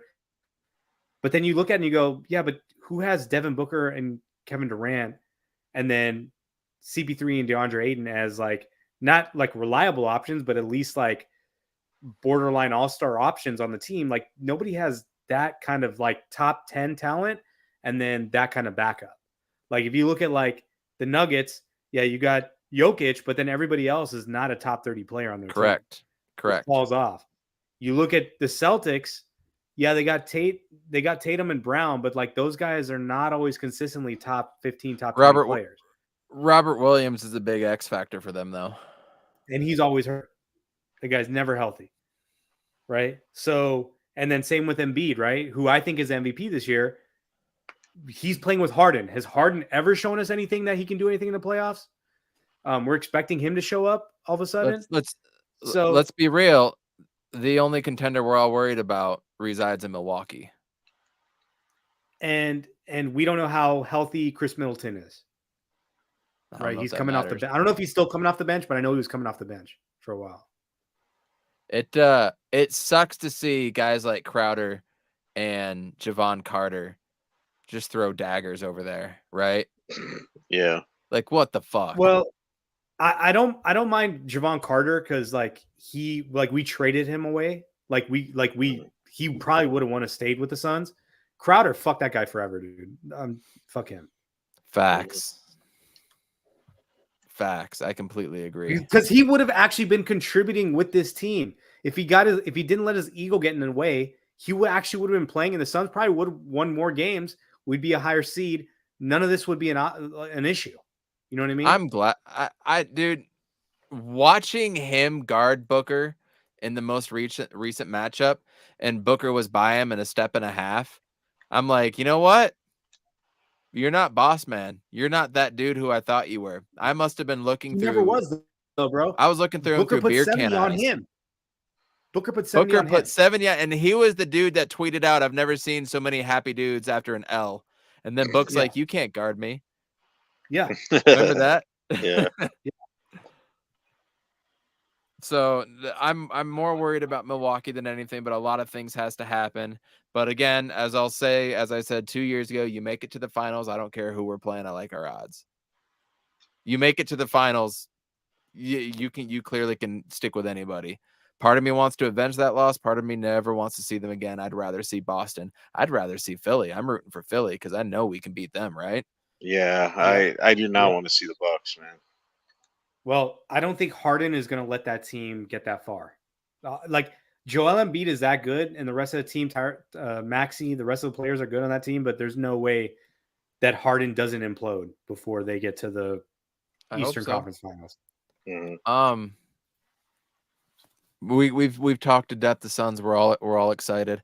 I could keep going another half hour. I don't know what your guys' schedules are. I could talk Cardinals for a minute. Where are you guys at in this? You got more Suns stuff you want to kick around? I'm good. Suns, I mean, like I said, I mean, I'm just saying it. Like, if KD comes in and helps his team win a championship this year, that's one of the greatest championships you'll ever see. I love it. Who was the last player to get traded at the deadline to have I would say a star close to an all-star impact on that team and for them to win that championship? Do you remember? At the trade deadline. In the 2000s, I can only remember one. Are you thinking Gasol? But they didn't win that first year. They did not win that first year, and I'm not thinking of Gasol.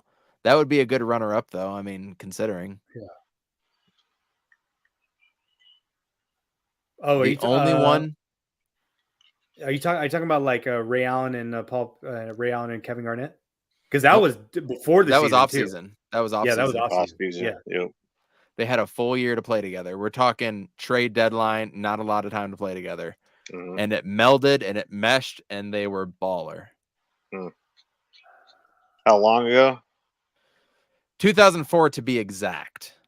Oh, the Detroit Pistons. Rashid, baby. Yeah. He was the last one, and he was the only all-star at the time, other than Ben Wallace, but he wasn't offense, obviously.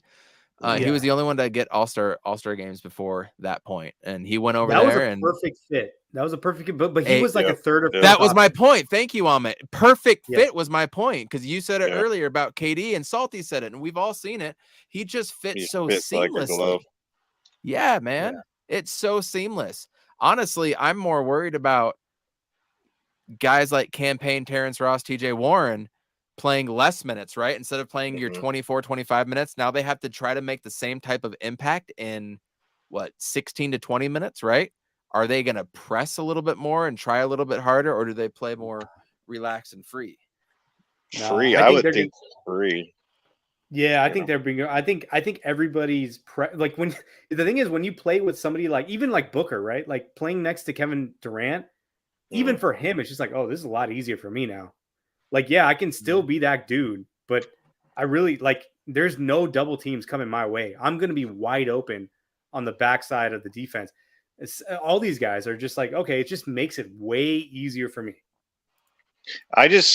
I remember when before KD got hurt, just watching him for those 3 games, and I've watched KD before, but like I don't know, like he's special. That's the only way to put it, man. Like his efficiency, just his dominance. It's just like it's like confidence. Watching. I don't know how to even compare it because when I watched Michael Jordan, it was like special, even though he was kicking our asses and stuff.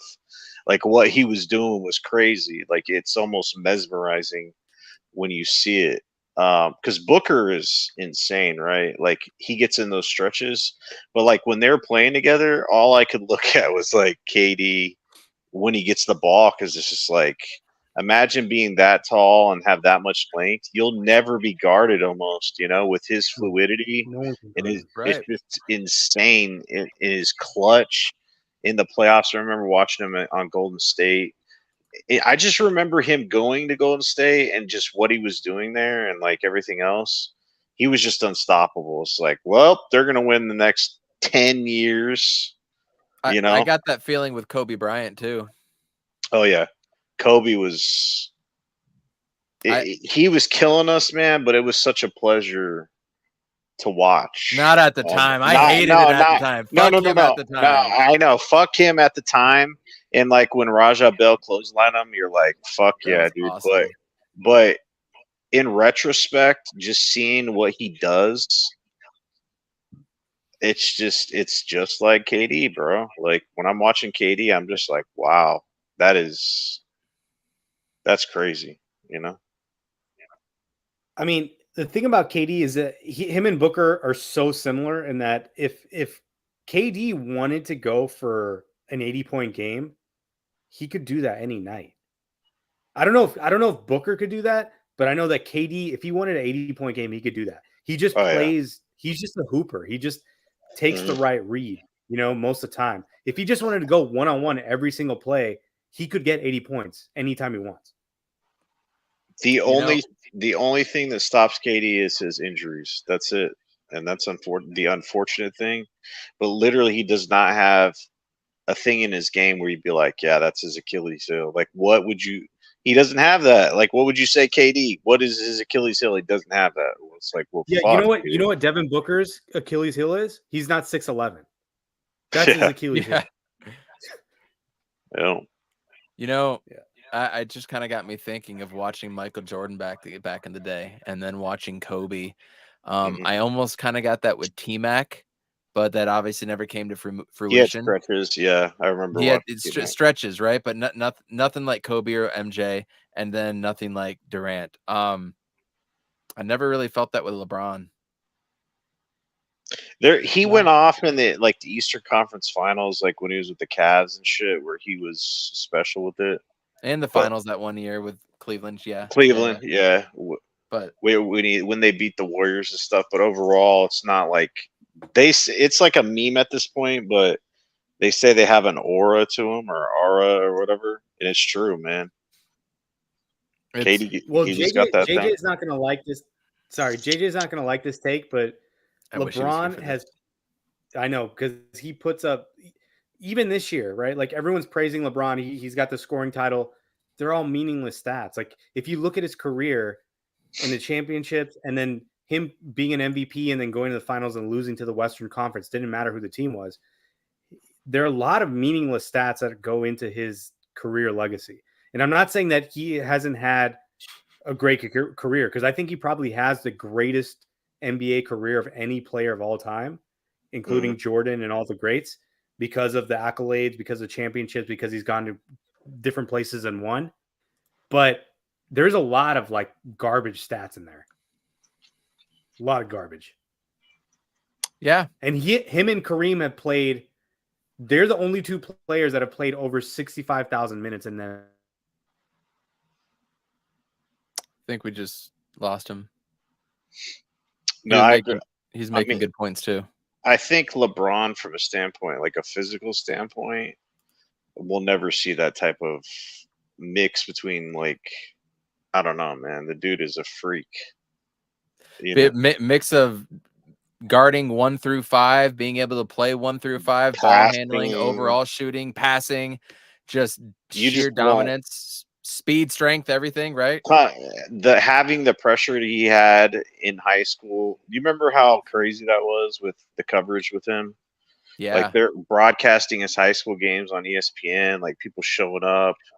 It's like an event when he's in high school, and to be able to deliver on that and then have the career he had, like with all that pressure, I just think that goes, kind of under the radar as well. But LeBron he started the front running shit, like LeBron with his 1, 2, 3, 4, 5, 6 super team bullshit. I think that he started that fucking part of the NBA I just hated, dude. The super team.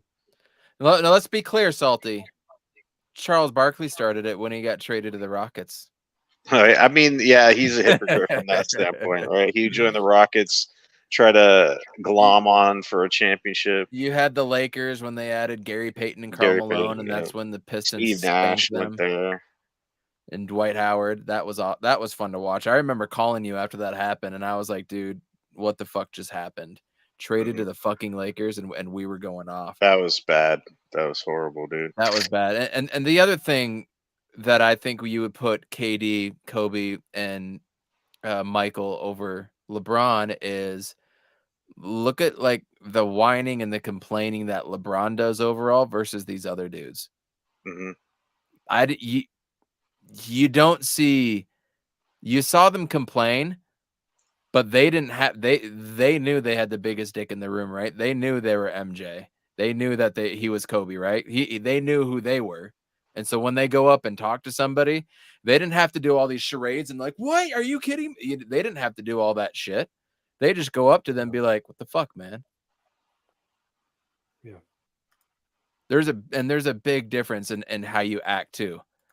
LeBron and his whining and the Lucas thing versus Michael and Kobe. It's like Michael, there's a story where Michael goes over and he goes, you know that ain't a foul, right?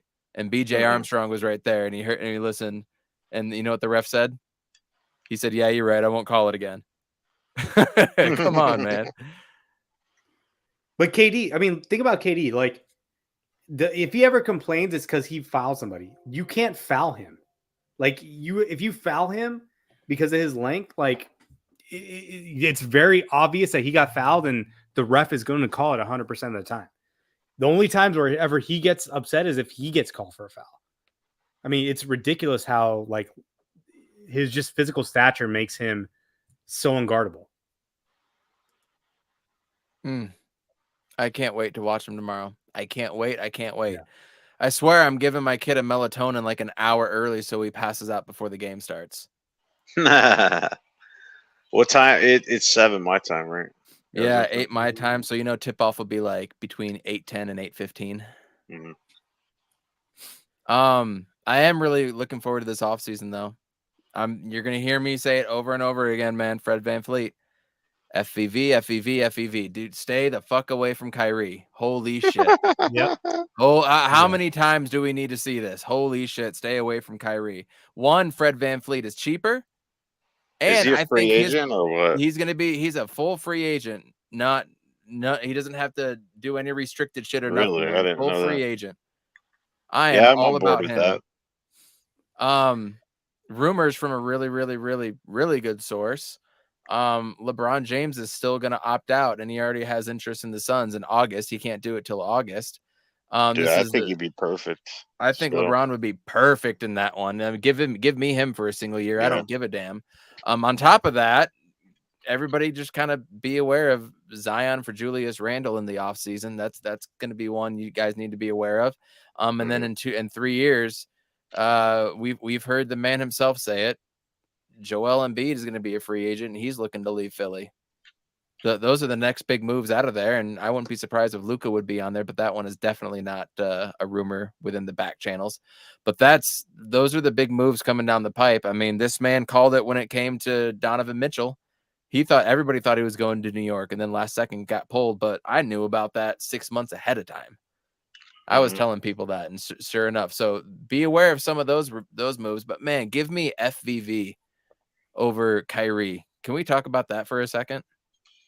Bro, I've been on the Kyrie situation. I remember what he did in that finals run with LeBron, and I just think he gets a bad rap, obviously, because he's I don't know, he's crazy to a certain extent, but his he's talent, just woke, I guess. I don't know.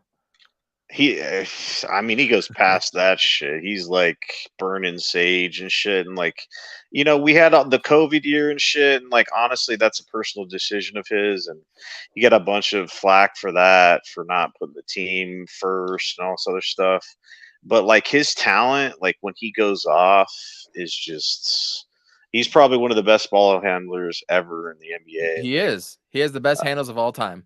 So yeah, of all time, and like what he did in the finals, man, people forget it, but like he went off, dude. Like this, like he's half the reason why they won the finals against. He was my favorite player for like 2 years. He was my favorite player to watch. So you can't tell me that Kyrie on this team taking the place of old ass fucking CP3 wouldn't be an upgrade.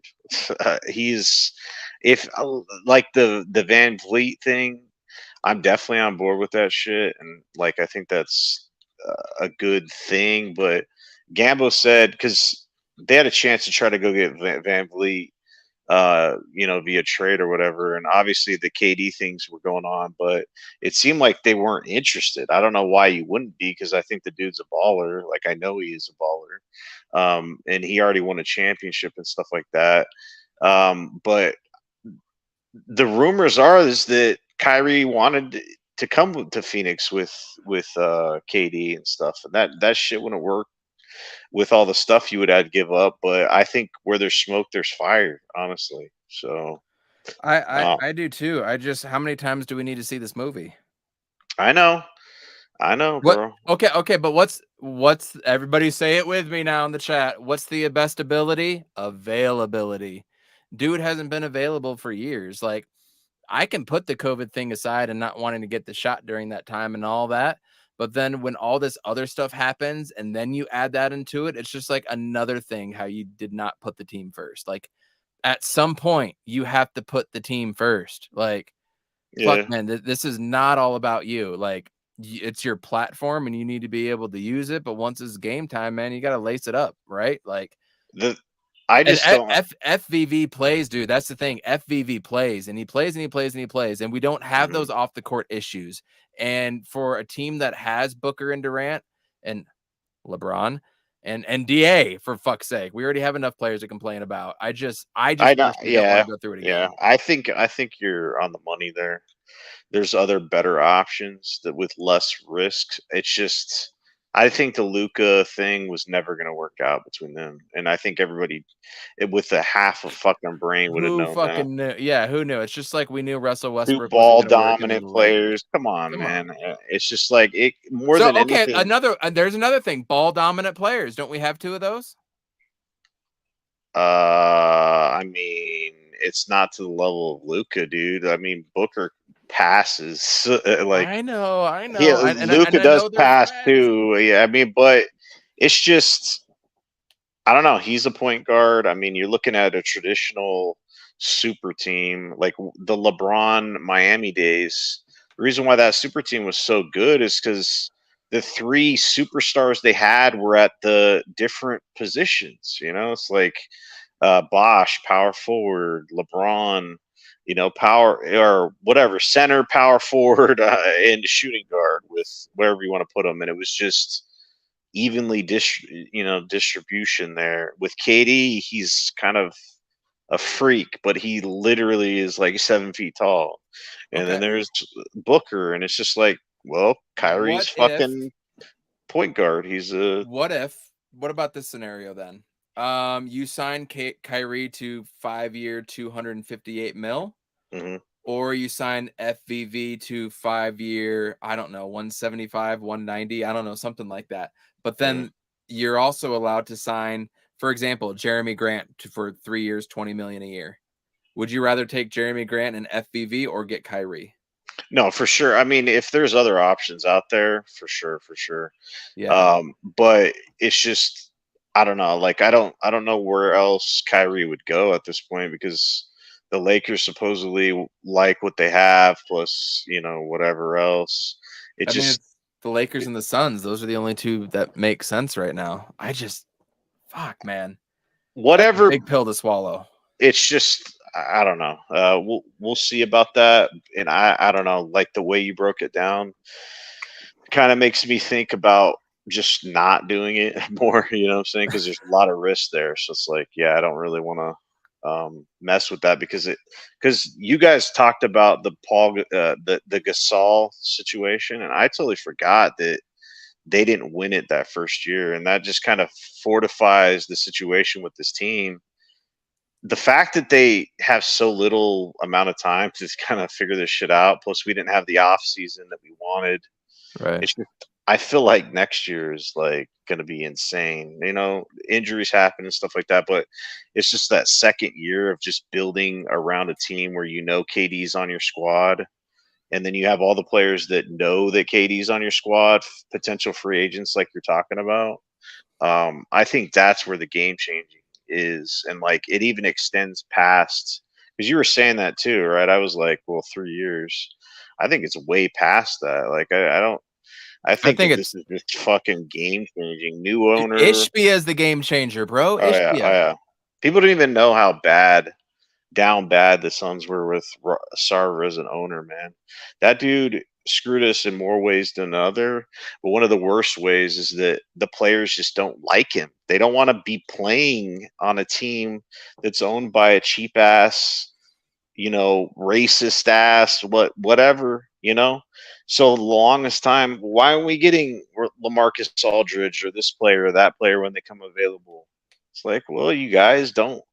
You have a great city and stuff and history, but they don't want to play under Robert Sarver. So now we have this like charismatic billionaire that has shown he's going to go over, and it's just like there's so much shit that is unlocked right now.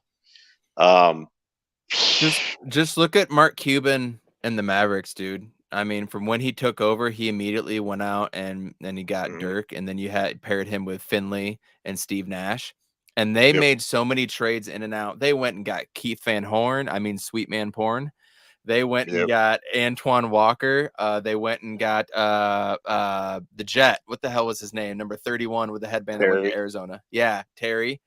And then they go out and then they trade Devin Harris and Josh Howard, and they bring in guys like Vince Carter and Jason Kidd, right? They went and traded Rajon Rondo thinking that was going to fix something at some point. That's when Rajon Rondo was a baller, right? Like, and he just fell off at that point. They go out and consistently make trades. They just traded for Christian Wood thinking that would be the guy, but they did it like that, right?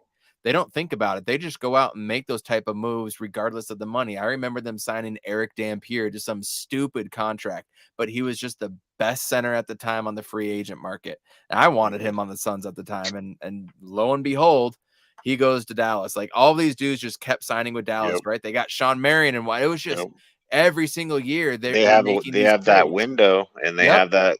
They have the money. They signed Harrison Barnes from the Warriors when he was at his peak, right? They keep signing these guys when they're at their peak, whether they work out or not. Obviously, it's the NBA and sports. It doesn't happen. But that's what the Suns are going to be able to do, bro. They're going to be able to go out and sign Jeremy Grant because they can, right? For no other reason. It might not work out, and it probably wouldn't. But they can do that now. They can go out and sign these additional guys beyond the Kevin Durant years. Like, who's going to be available in 3 years? We just said it. Joel Embiid. Is SGA going to want to stick around for the Thunder for so long? No, but here we are with this plush ass owner willing to fork everything out so that he could play with his best friend, Karl Anthony Towns, Devin Booker's best friend and cat, a couple years down the road, right? And I'm not saying that's who they're going to sign. I'm just saying we have that ability now. So we don't have a 2 or 3 year span. We have a span with KD. We have life after that, bro. That's why this offseason is so important. We're going to sign somebody to a 5-year deal, and this is going to play after KD. This is such an important offseason. It's going to be more fun than when was the last offseason we had fun? Trading for Hardaway? That was fun, right? But we just lost Antonio McDyess too, so that sucks. So then we signed Gugliotta. Like, that's the shit we get to do now. Yeah, I mean, people don't see past that, but I think too many people are locked in. Like, it's got to be this year. It's got to be, or it's a failure. It's like, dude, really? There's so many things that are against this season. I'm not saying they can't win the shit for sure. I mean, it comes down to being lucky at the end of the day. Like, there's a lot of luck involved as well, like from an injury standpoint or who you draw as matchups or whatever.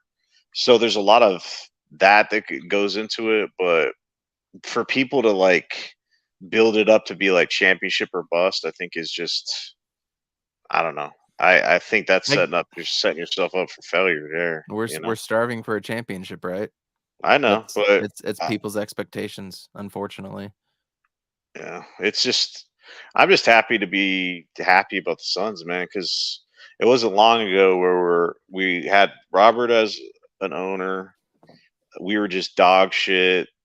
Just it was so bad, man. It was just 10 years. The last time I was truly happy when it comes to sports, last year, and I want to say it was game 5 or game 4. It was game 5 when Chris Paul against the Pelicans was like 15 for 15 or something like that, and Devin Booker was coming back the next game.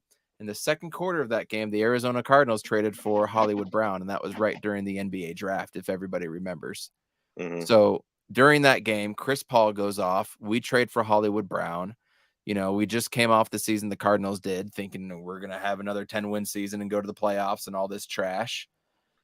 That was the last time I was happy, and it's been a year ago. And now, like, I'm at peace with my Arizona sports fandom right now because I know that we have KD and we have these couple years to look forward to. So it's not championship or bust.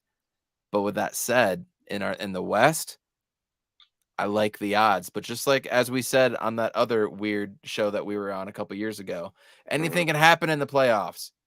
I remember you and I talking, we were all afraid of the Nets and Harden and all that. What happened? Harden blows out his hammy. They can't beat the Bucks, and the Bucks walk all over us. It's true. The team I was most worried about that year was the Nets, man, because I remember KD, and then KD put his foot on the line, and then everything changed, man. It's just going to be exciting. It's fun to actually have a sports team that I care about enough to like be excited for throughout the day. Make like schedule things and plans and your schedule around a team. I don't do that normally anymore. I remember making plans to watch the Suns in the playoffs when I lived out in Phoenix, and we would, whether win or lose, we'd be making plans. Yeah, I'll be there at this time, be there at that time, and then yeah, that's what this feels like. I mean, my wife knows when the Suns are playing now, like, I'm doing this. Like, I'm not doing anything else right now.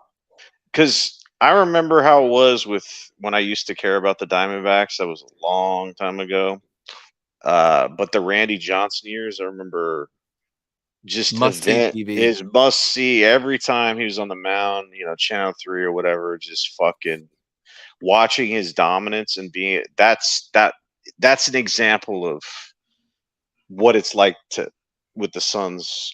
Like, I feel it's like event viewing, man. It's like when the Suns aren't on, it feels like fuck, dude. Like, especially when it was like 3 days in between, because it's nice to have something to look forward to and be like, fuck, I'm excited to watch this shit. Like, I was way excited for ASU basketball for a while. That was fun. But more than anything, that that kept my juices up a little bit, you know, because I know that I care about the Suns way more, but I do love the sport of college basketball itself more than I like the NBA. We can get into it in another podcast one time, but I love the Suns more than anything. Dude, it's must-watch TV for Booker because you don't know if he can go off for 70, right? That itself is must-watch TV. I want to watch the best Sun of all time. I mean, within 2 seasons, if he plays a full 2 seasons or 3 seasons, 2.5, I forget what it was, he's going to be the number 1 in points. By that time, he's going to get assists. He's probably going to get damn close to rebounds, field goal. He's going to have all of these records, dude. Like points record in 2 or 3 seasons when he's 28 years old and he could play until he's 35 plus. That record might not ever be broken. Definitely not in our lifetime. You know what I mean? Like, no. And Devin Booker itself is must-see TV. Oh, he is for sure. And then the fact that he actually reps Phoenix and like is actually proud to live here and shit, and like, because Steve Nash, like, people love him, but he didn't give a fuck about Phoenix, dude. Like, he was never here. He was always living in New York and stuff like that, and he was never invested in the city. And I know that's just kind of like, I don't know. But you saw I remember seeing Amari in the fucking PV Mall, or not PV Mall, the one in Scottsdale, the big one. He made it. Fashion place or whatever.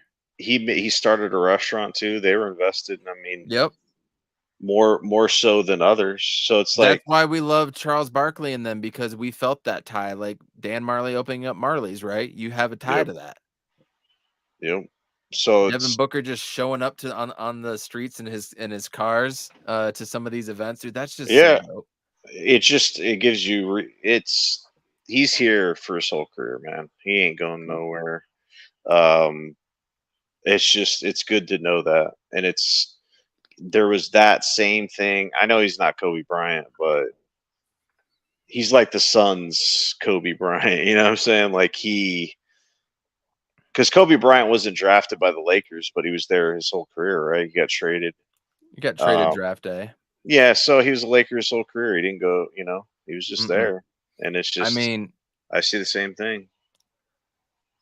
He's just going to be the greatest Sun of all time, and it ain't close. Especially he already is, in my opinion. But when he brings us a championship too, like, he doesn't even have to win MVP, in my opinion. I don't know if he ever can, just because of the biasness in today's NBA. But he does not need to win an MVP, and I would take him over Chuck and Steve Nash any day of the week, twice on Sunday. It's not even a question to me anymore. He is. If you just look at like how young he is and the things he's done, it's just, again, people lose sight of how great he is because you see it all the time. It's like the Randy Johnson thing. You're seeing him go out and pitch, and it's just, you take advantage of that, so he's getting better too, which is insane. He's stepped his game up in all kinds of areas. He stepped his game up when he first got in the league, he couldn't do a bunch of the things. He didn't play defense. The dude was like pretty limited in his offensive game, and he just keeps growing. And then having KD here is just going to make that go times 10, because it's just, he played with USA basketball, and at the time people didn't realize how important that was, man. Because I think at the time I said I didn't want him to play USA basketball because it was right off the finals run. Yep. It was like, boom, he's taking a jet to go play in the Olympics. And I'm like, dude, look, you should just rest. But come to find out, that's where he, solidified that really hit it relationship, off. So, I mean, it's funny how much USA basketball has played into a lot of these dudes wanting to play with each other over the years. Look at the Redeem Team. If you guys haven't checked out that Netflix documentary on the Redeem Team, that was awesome. Everybody go check that one out. And the Tim Donahue one with the reffing scandal. Holy shit. But we just talked about Book being must-see TV. You add that with KD. It's the most... Ooh. Is this the most dominant duo in Arizona sports history, Salty? Randy Johnson and Kurt Schilling was pretty good, man. So, but I But would it's say baseball. It's kind of it's I know it's different, but that was they don't play that was 3 out of the dominant. 5 games. They don't play. That's the hard part. No, but they are. I think I don't even think it's close. Like who else would even get there? You know, Fitz and Kurt Warner for Kurt for a Warner. 2-3 year Yeah. season stretch. I don't know. Katie's like one of the top 10 basketball players of all time. You know, so Kurt No, Warner's. it ain't. It's not Fitz and Carson. If Jay Ness in the comments, I love you, Jay Ness. It ain't Fitz and Carson Palmer. Hell Fuck out of no. here. Yeah, no. If anything, it's Bolden and Fitz, right? Yeah, Bolden, but Bolden's not. I mean, he's not on that level, dude. So I just, yeah, easy. It's gonna be. I mean, we got what's up. Can I throw in? I just for sake of conversation, I really want to say Kachuk and Roenick for the Coyotes, but then they never got past the first round of the playoffs. Yeah, I was gonna say so what am I talking about? I remember what am I saying? Because I watched the Coyotes back then. And it's like, yeah, I mean, their names, like namesake, was crazy, but it's like, what did they actually do? I have a fun one for you, but again, what did they do? Here's a fun one: Andrew Walter and Derek Hagan. Yeah, for sure. That's what we're working with too. So it's not like what we have to work with is a whole lot. Yeah, they're easily the best Emmett duo. Smith and whoever his quarterback was. Blake. What's his name? Jeff Blake. Jeff Blake, best duo. Jesus. But yeah, I don't know. We're not going to get into it, but the Cardinals, man, Jesus.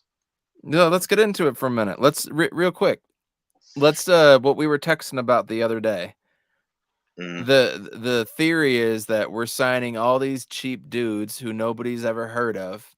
We're not signing any big contracts or any long contracts because this year is all about tanking so that we can hopefully get the #1 pick for a guy named Caleb Williams and maybe get off the Kyler Murray contract next year. Is that the plan? Because I'll be honest, if that's the plan, I'm for it. But the way we're going about it really makes me question everything about Austin Fort and Gannon.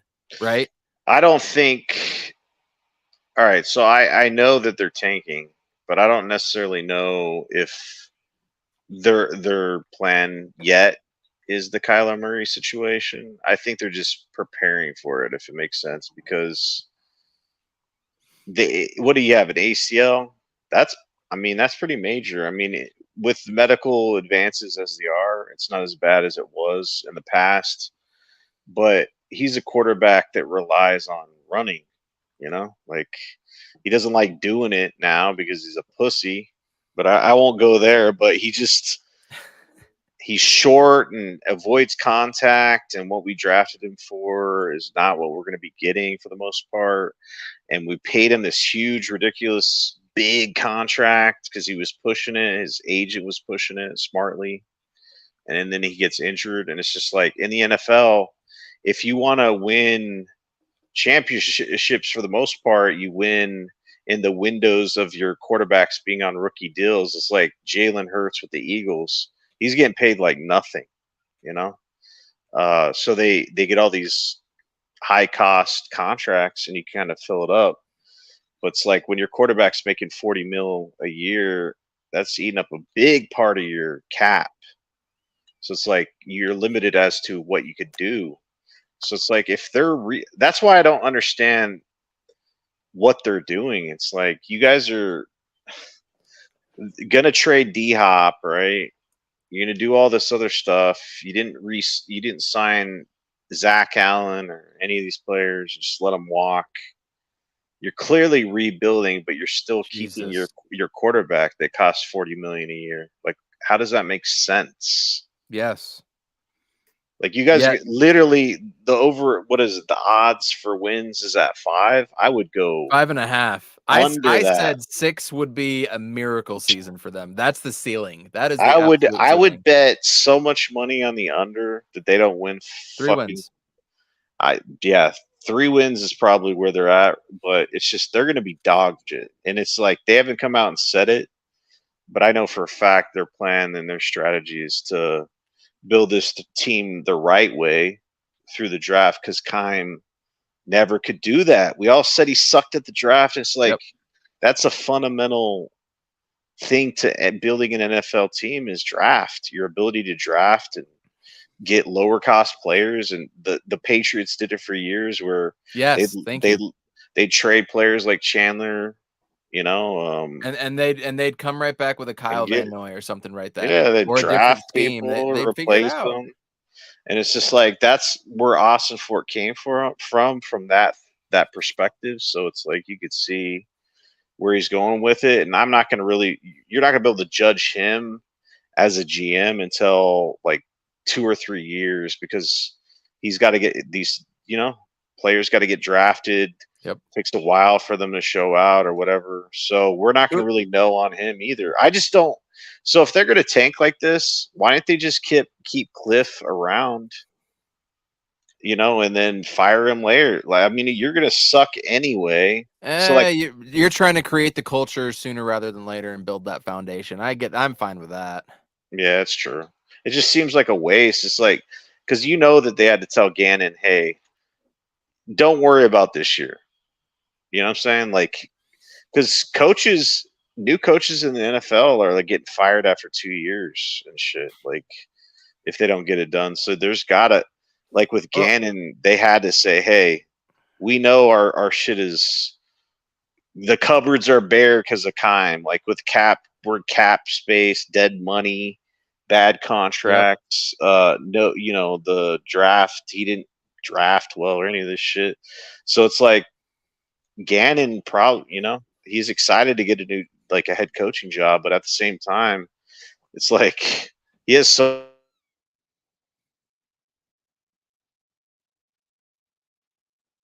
Oh, think we lost him. I have no idea.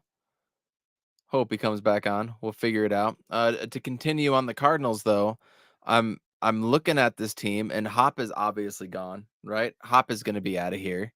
So that leaves you with what weapons? Greg Dortch and Hollywood Brown. Hollywood Brown will be gone before you know it. Zach Ertz, he'll be traded at the deadline, in my opinion.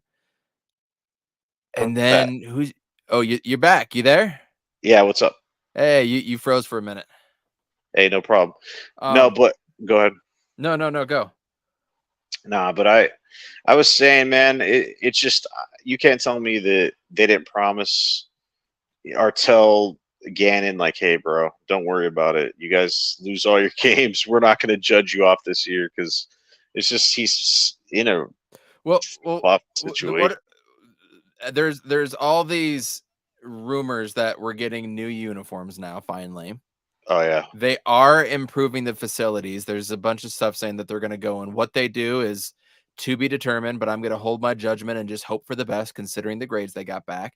So like, there's your kind of foundation and starting point right there, right? Better facilities. You look a little better in the uniforms. You look cooler.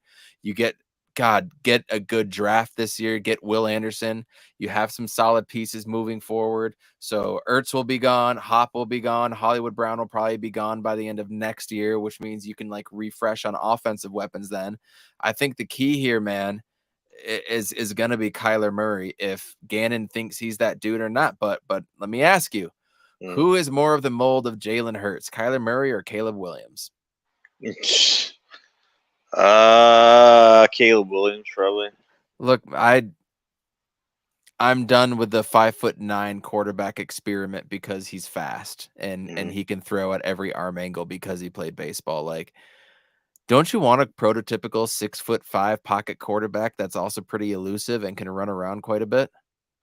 Yeah, bro. I mean, I don't know. I've soured on Kyler Murray, man. I wasn't a fan of the draft pick when they made it.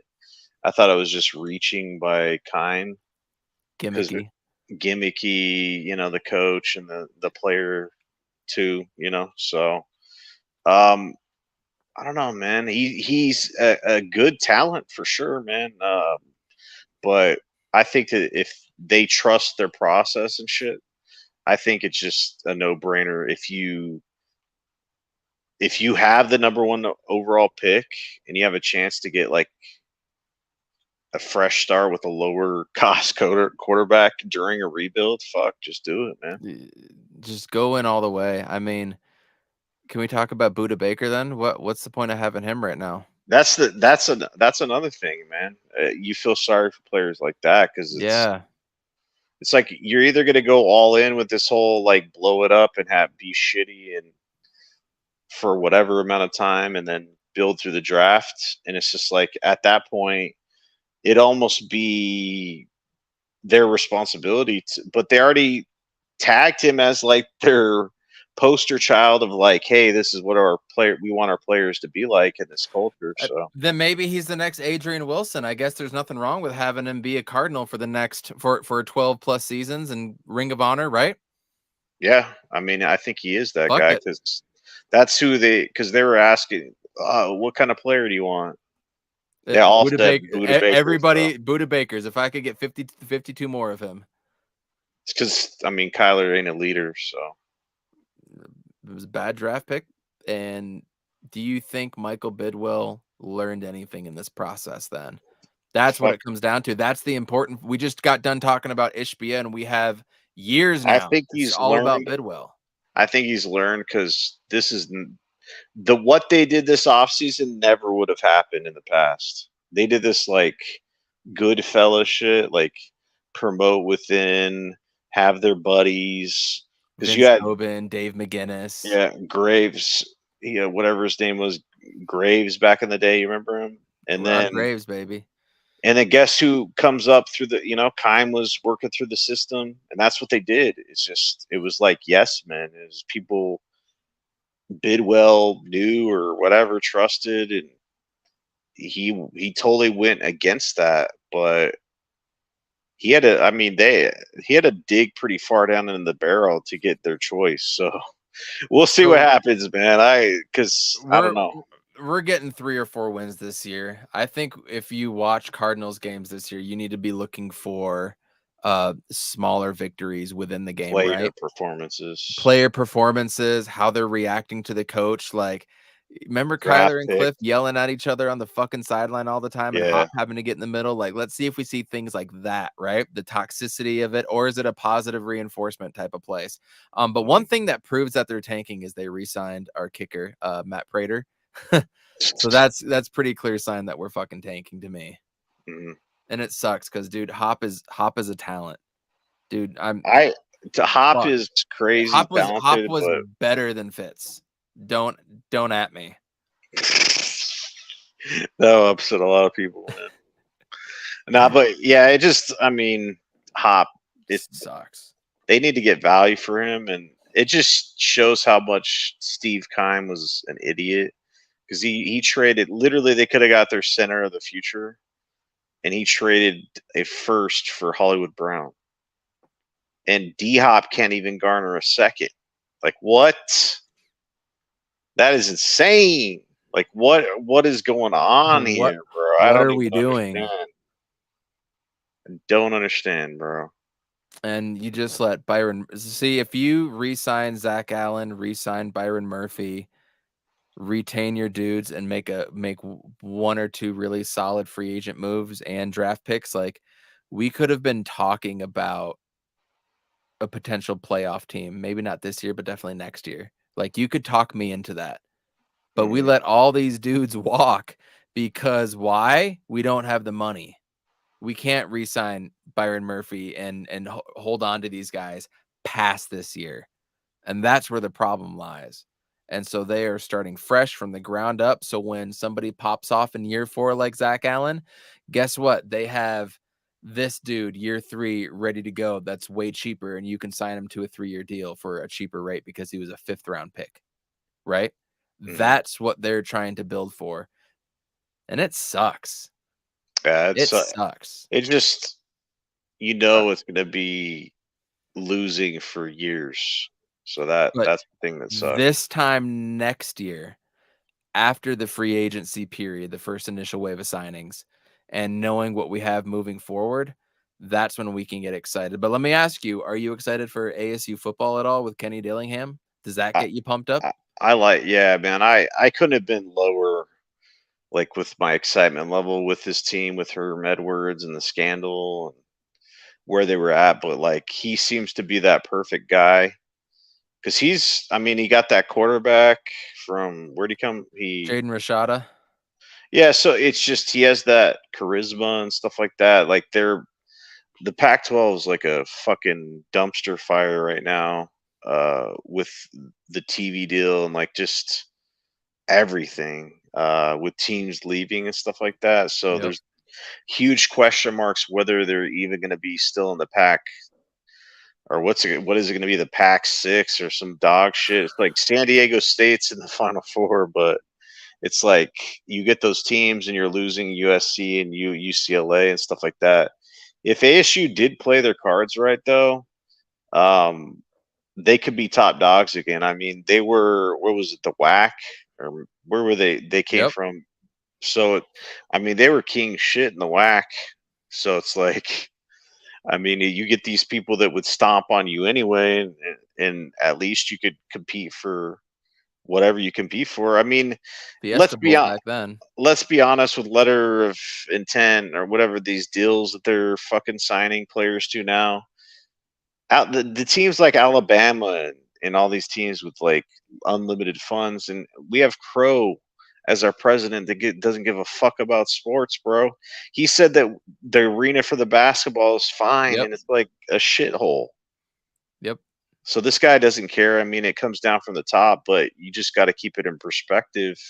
That USC, they got their new coach from Oklahoma. They're gonna be dominating shit, UCLA and stuff like that. So I don't know. I think it could be a good thing. I mean, this is their last year with USC and UCLA too. So if we do say the Pac-10, I mean, you like your odds more with them out to win the conference, right, than them in. So I mean, that's good. But honestly, dude, if I'm the four corner schools, the Arizonas, Utah, and Colorado, and you do have a standing offer with the Big 12, motherfuckers, you need to jump ship now. Do not get left behind. Don't get left behind in the arms race. We're already behind.